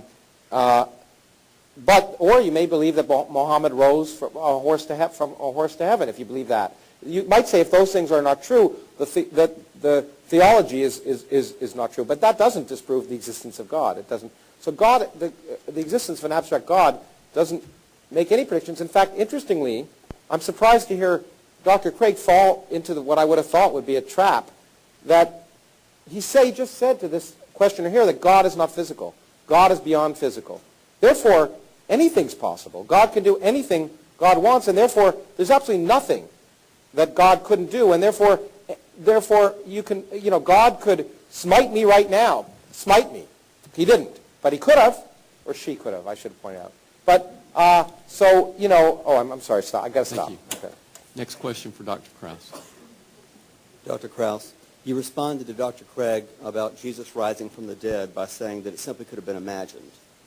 But Dr. Craig said that assuming Jesus did rise, God existing and having risen Jesus himself would be the best explanation. Why wouldn't plenty of other options be better explanations, such as some physical phenomenon we don't know about yet, or actual people having intervened? Those seem more likely unless we assume God exists in the first place.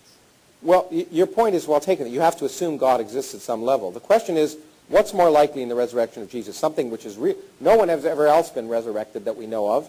No one's actually witnessed it today. People don't die and 3 days later arise from the tomb. It's a historical claim which Dr. Craig says some historians seem to accept. I've debated alien abduction people a lot, okay, and people who believe in aliens. And they believe fervently. They can tell me the exact, everything that happened and all the weird, kinky sexual experiments that were done to them on the spacecraft. But again, to invoke Richard Feynman, what he says about those kind of things is it's more likely due to the known irrationality of humans than the unknown rationality of aliens. And when it comes to the resurrection, the point is that there are many, many claims that are much more simply explained by being imagined, illusion, or in some sense, as you're pointing out, being done by people who wanted to make the person they believed in appear to be God. I'm not claiming any of those is true, but it's quite logical. Just like when someone tells me about an alien abduction, I can say no matter how implausible it is that I can swamp gas or something else caused you to see those flying saucers, the laws of physics tell me it is so implausible that an alien intelligence would be able to create a spacecraft that could come here and would come here that almost any other physical explanation is more plausible. To me, the resurrection is so implausible and also so undocumented that any other explanation is more plausible. In particular, the most likely one, the same one that I think falsely makes people think that Muhammad rose to heaven, the same explanation that I don't believe the earth stood still when a trumpet was blown because it would have killed everyone on earth. There would have been a tsunami. It would have been far worse than anything that happened in Japan. So it's much more likely that these have other explanations. The most likely explanation is that it didn't happen at all. Dr. Craig's rebuttal. The historical facts that undergird the inference to Jesus' resurrection are agreed to by most New Testament historians today. The empty tomb, the post-mortem appearances, the origin of the Christian faith. This is not undocumented. These are not in themselves supernatural. And these are accepted by the wide majority of New Testament historians. So the question is, how do you best explain them?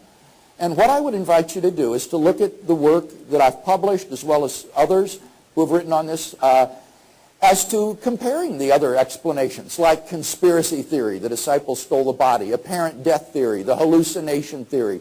Down through history, there have been a multiplicity of counter explanations of these facts, and none of them has commanded the adherence of a great number of scholars, because they all fail in terms of their explanatory scope, their explanatory power, they're ad hoc, they're implausible. They all fail those standard tests for a historical explanation that historians use. So once you get rid of your bias against the possibility of miracles, this sort of Humean argument, I don't see any reason to think that the best explanation isn't the one the disciples gave, that God raised him from the dead. Thank you. The next question is for Dr. Craig. Dr. Craig, if the divine commands of God are the objective basis of moral values, how do we find out those commands?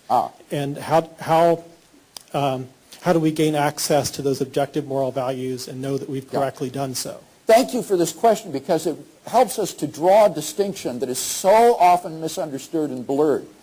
I said in my last speech, I'm talking about moral ontology.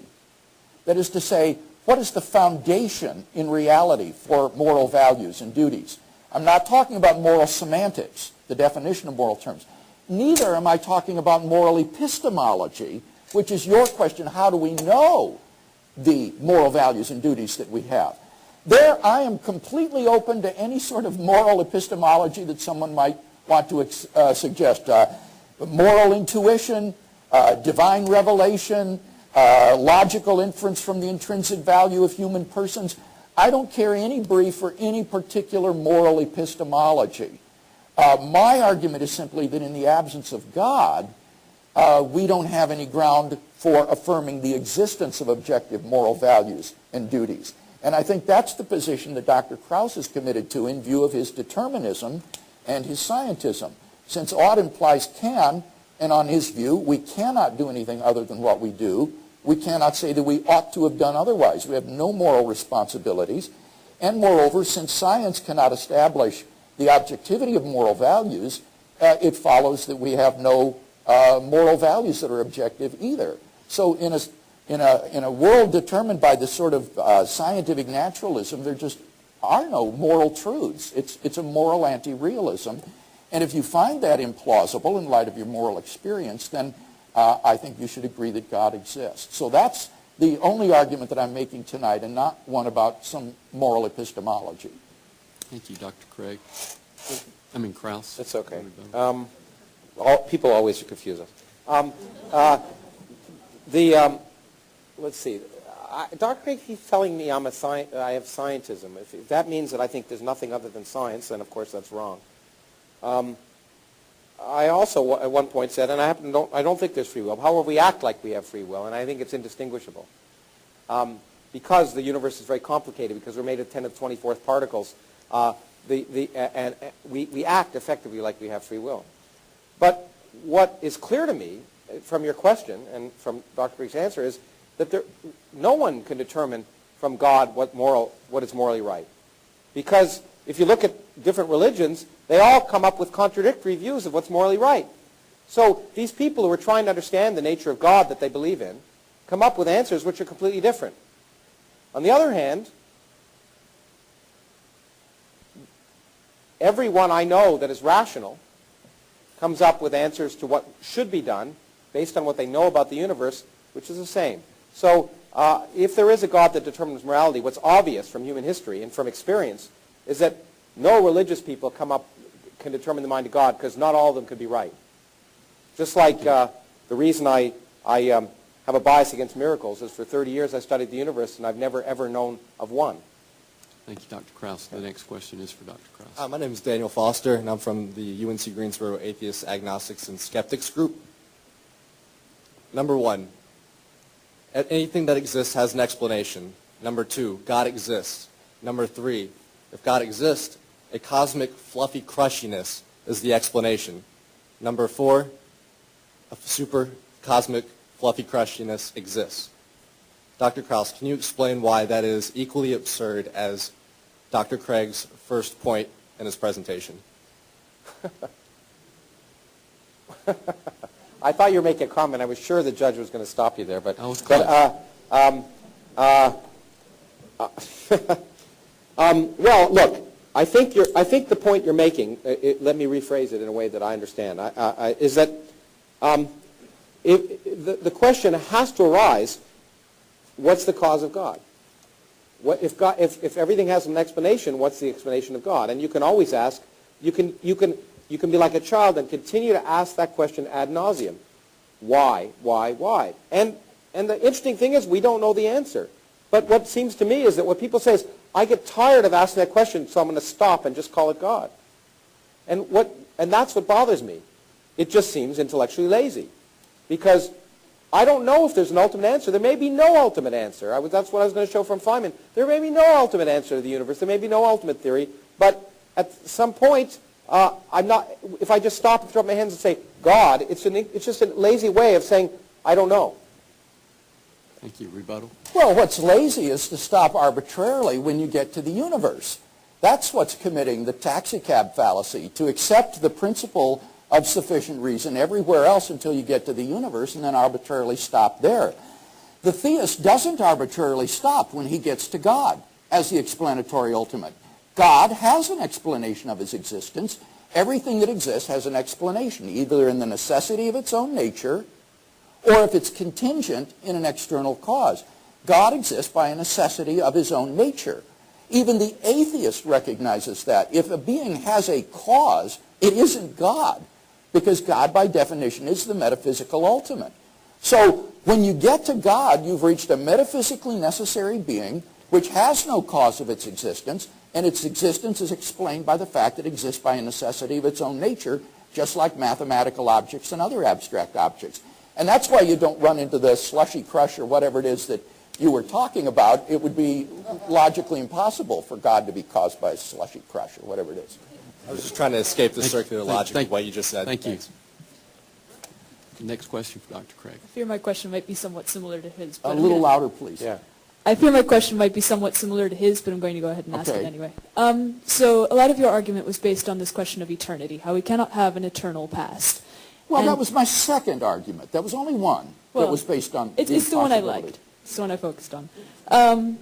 And that everything must have an external cause. And you said that this external cause was God. Now, wait, you're confusing two arguments. Pardon me for interrupting you. The first argument says everything that exists has an explanation, but that might be in the necessity of its own nature or in a cause of its contingent. The second argument says everything that begins to exist has a cause. But I've already said that some things don't have causes, namely things that exist by a necessity of their own So nature. why does God They don't exist? begin to exist. So don't run these arguments together or you're going to come Let up her with ask her question, self-contradictions. Yeah. So why does God exist by necessity of his own nature? Why is God not one of these abstract, why is God not one of these contingent beings? Why is God existent? by Yeah, you're right. necessity? That is the same question the fellow asked, because the concept of God is that of a metaphysically necessary ultimate being. If you have a being that itself is caused by something else, you haven't reached God yet. You may have had small g gods, you know, some humanoid sort of thing, but you haven't reached the concept of what God is, which is the creator of all reality, the metaphysical ultimate, a necessary being. So you're still dealing there with contingent beings. You've got to keep going higher. So, okay. Let's have the rebuttal. Thank you. It's a good question. And I think the answer is, I mean, so Dr. Craig has defined God to be something that meets his question, his desire for necessity. So I define the multiverse to be that. Fine, the multiverse always existed. It is, without the multiverse, our universe couldn't have existed. Fine. Let him call it God, I call it the multiverse. My difference is that mine is motivated by physics, and his is motivated by myths that are thousands of years old. It's a difference. Question for Dr. Krauss.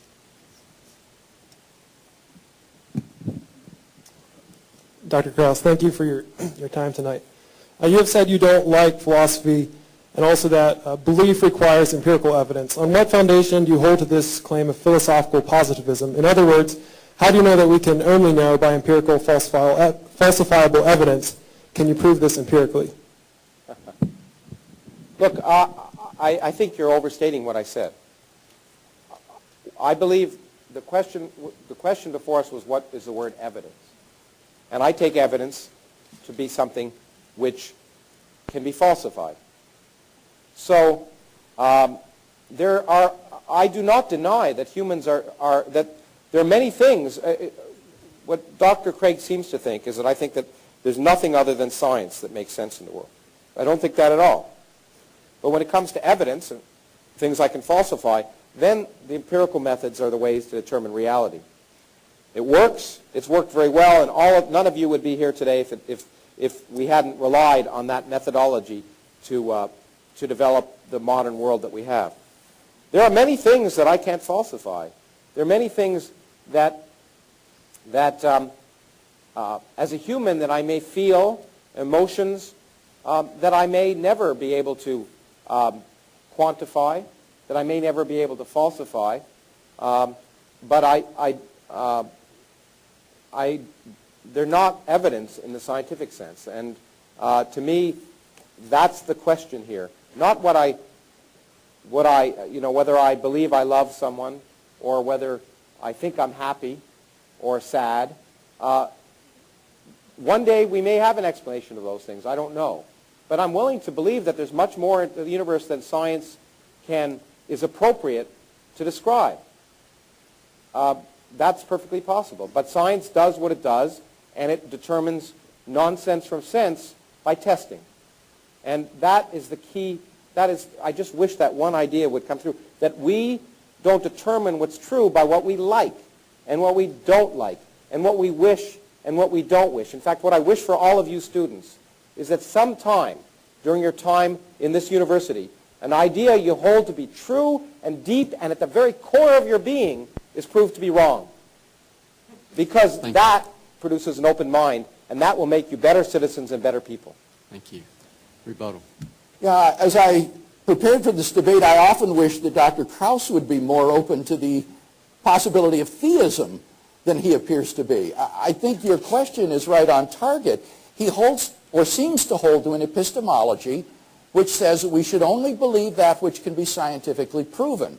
And as your questions revealed, that itself is a self-contradictory position, because you can't scientifically prove that you should only believe that which can be scientifically proven. So when he says it distinguishes sense from nonsense, that's old line verificationism, isn't it? And positivism that went out with the 30s and 40s. Still works. It's a self-defeating position. So evidence is much broader than what science tells us. Science is empirical evidence, but there is moral experience. There is philosophical and metaphysical facts. There are historical facts. And I think that the God hypothesis is so powerful because it makes sense of such a broad range of the facts of human experience, including, but not limited to, scientific facts. Thank you. We have time for two more questions. One more here for Dr. Craig. Dr. Craig, in light of physical revelations like the quantized nature of charge, energy, and time, an informational, digital, or perhaps even computable view of the universe is scientifically tenable. Quantum randomness is a concern, but there are scientists who are of the educated opinion that there may be underlying laws governing the seemingly random phenomena. If the universe is fundamentally computable, could that be a viable, consistent theory of cosmogony? If so, what gaps are there left to fill for the God in the deterministic universe?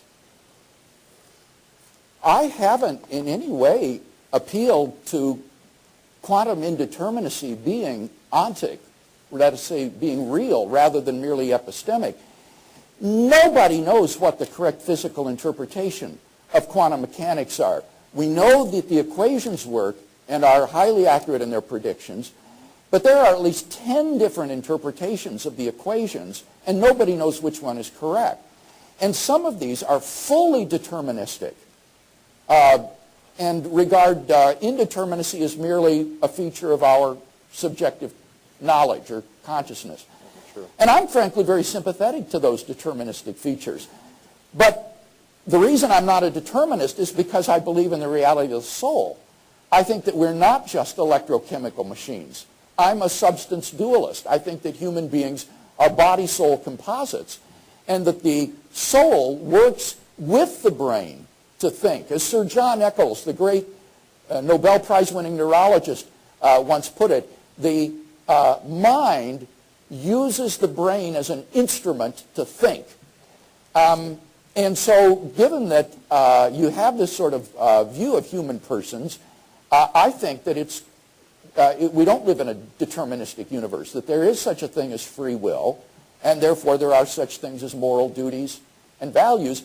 And of course, God, being a non-physical entity who isn't described by the equations of quantum mechanics, is also a libertarian agent and has freedom to act in the world or on the world as he sees fit. So because I'm not a physicalist, I guess, that's why I see room for human freedom.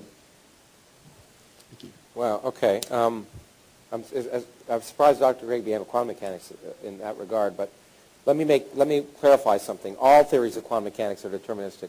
Quantum mechanics is based on partial differential equations which are deterministic. There's no indeterminism in the fundamental equations of quantum mechanics. There's indeterminism in measurements, but the underlying theory, when you start with a data set, predicts unambiguously how the world will evolve into the future. Measurements of it are indeterministic, but the theory is completely, as any partial differential equation is deterministic, just so he knows. The soul is I actually proposed an experiment for the soul, which I'd love to do in my physics of Star Trek. If we could make a transporter and I could disassemble you and put you together, I'd like to know if you had a soul at the other end. It'd be a great experiment, but we can't make one. But one of the things but your question is a really interesting one, and I've done work on this. Turns out that we think, given the fact that there's an energy of empty space, which makes this the worst of all possible universes to live in for the long-term future of life, there are actually a finite number of calculations you can perform, 10 to the 120, and given Moore's law, we'll have performed them in about 300 years. So enjoy it while you can. Thank you. Thank you. Final question is for Dr. Krauss. My question is, our universe came out of nothing. And if our universe came out of nothing, well, that must mean that other universes must have came out of nothing. So that means that our universe must have exerted a force on that universe, and that universe must have exerted a force on us. But as far as I'm aware, there isn't any forces that are exerted on us from outside universes. Now, is this because there's two universes that exert the same force? And if that's what it is, would this give evidence for or against a God? Well, it's a good question. It's a physics question. I like physics questions. The answer is you got it wrong. Okay. You're absolutely right. If our universe came from nothing, which is plausible, in fact, probably required, other universes could have come from nothing, especially if there's a multiverse, or even, in fact, in a three space, it's possible. But in fact, those universes will not exert any force on each other because they're causally disconnected. As far as we know, in fact, Einstein tells us that the forces we measure are restricted to propagate at the speed of light. Other universes that exist in spatial regions which are separated by us, which are in fact separating from us faster than the speed of light, which is allowed in general relativity, can never communicate to us, can never exert a force on us, so there's nothing there. Also, there's some ideas, which I have mixed feelings about the existence of possible extra dimensions. In such extra dimensions, those universes also may not exert any force on us, because the forces we measure may be restricted to our four-dimensional plane. So unfortunately, there's really no direct way to measure the existence of such universes by forces. It's not impossible. It's possible that they could come into causal contact, and people have explored those questions. The only way we'll know, but we might know about it, it might be more than metaphysics, it might become physics, by the following way. If we had a theory, which we don't have, that explained why there are four forces in nature, why the proton is 2,000 times heavier than the electron, why gravity is 40 orders of magnitude weaker than electromagnetism. If we had a theory that explained all of that, but one of the implications of it was that there's an inflationary phase in the early universe during which there'll become internal inflation, then we would test 20 predictions of the theory and they'd all be right. And we'd be willing to postulate that the one we can't measure, since the theory, if it walks like a duck, it quacks like a duck, it's probably a duck. Rebuttal? Well, I would just want to summarize by saying that physical science deals with physical reality. And therefore, it is a gross misuse of ordinary language to use the word nothing to characterize either the quantum vacuum, which is a physical reality, or the point from which the universe quantum tunneled into the current state we have in quantum gravity models. These are not non-being. And when the philosopher asks a question, why do contingent beings exist rather than nothing? He's using the word nothing in the philosophical sense of non-being. And there is no physics of non-being. When the universe comes into being, it doesn't transition from non-being into being. That would exist before it existed. Rather, it is an absolute beginning of existence. And therefore, that points to a transcendent cause, a ground of being in a transcendent metaphysical reality, which I think is most plausibly identified as God. Thank you. I'm afraid that ends our time for questions. I'd like to thank each of you, the jury, for your attention and your questions. Thank you again, Dr. Krauss and Dr. Craig, for your part in tonight's program. Let's give each of them a round of applause, please. Thank you.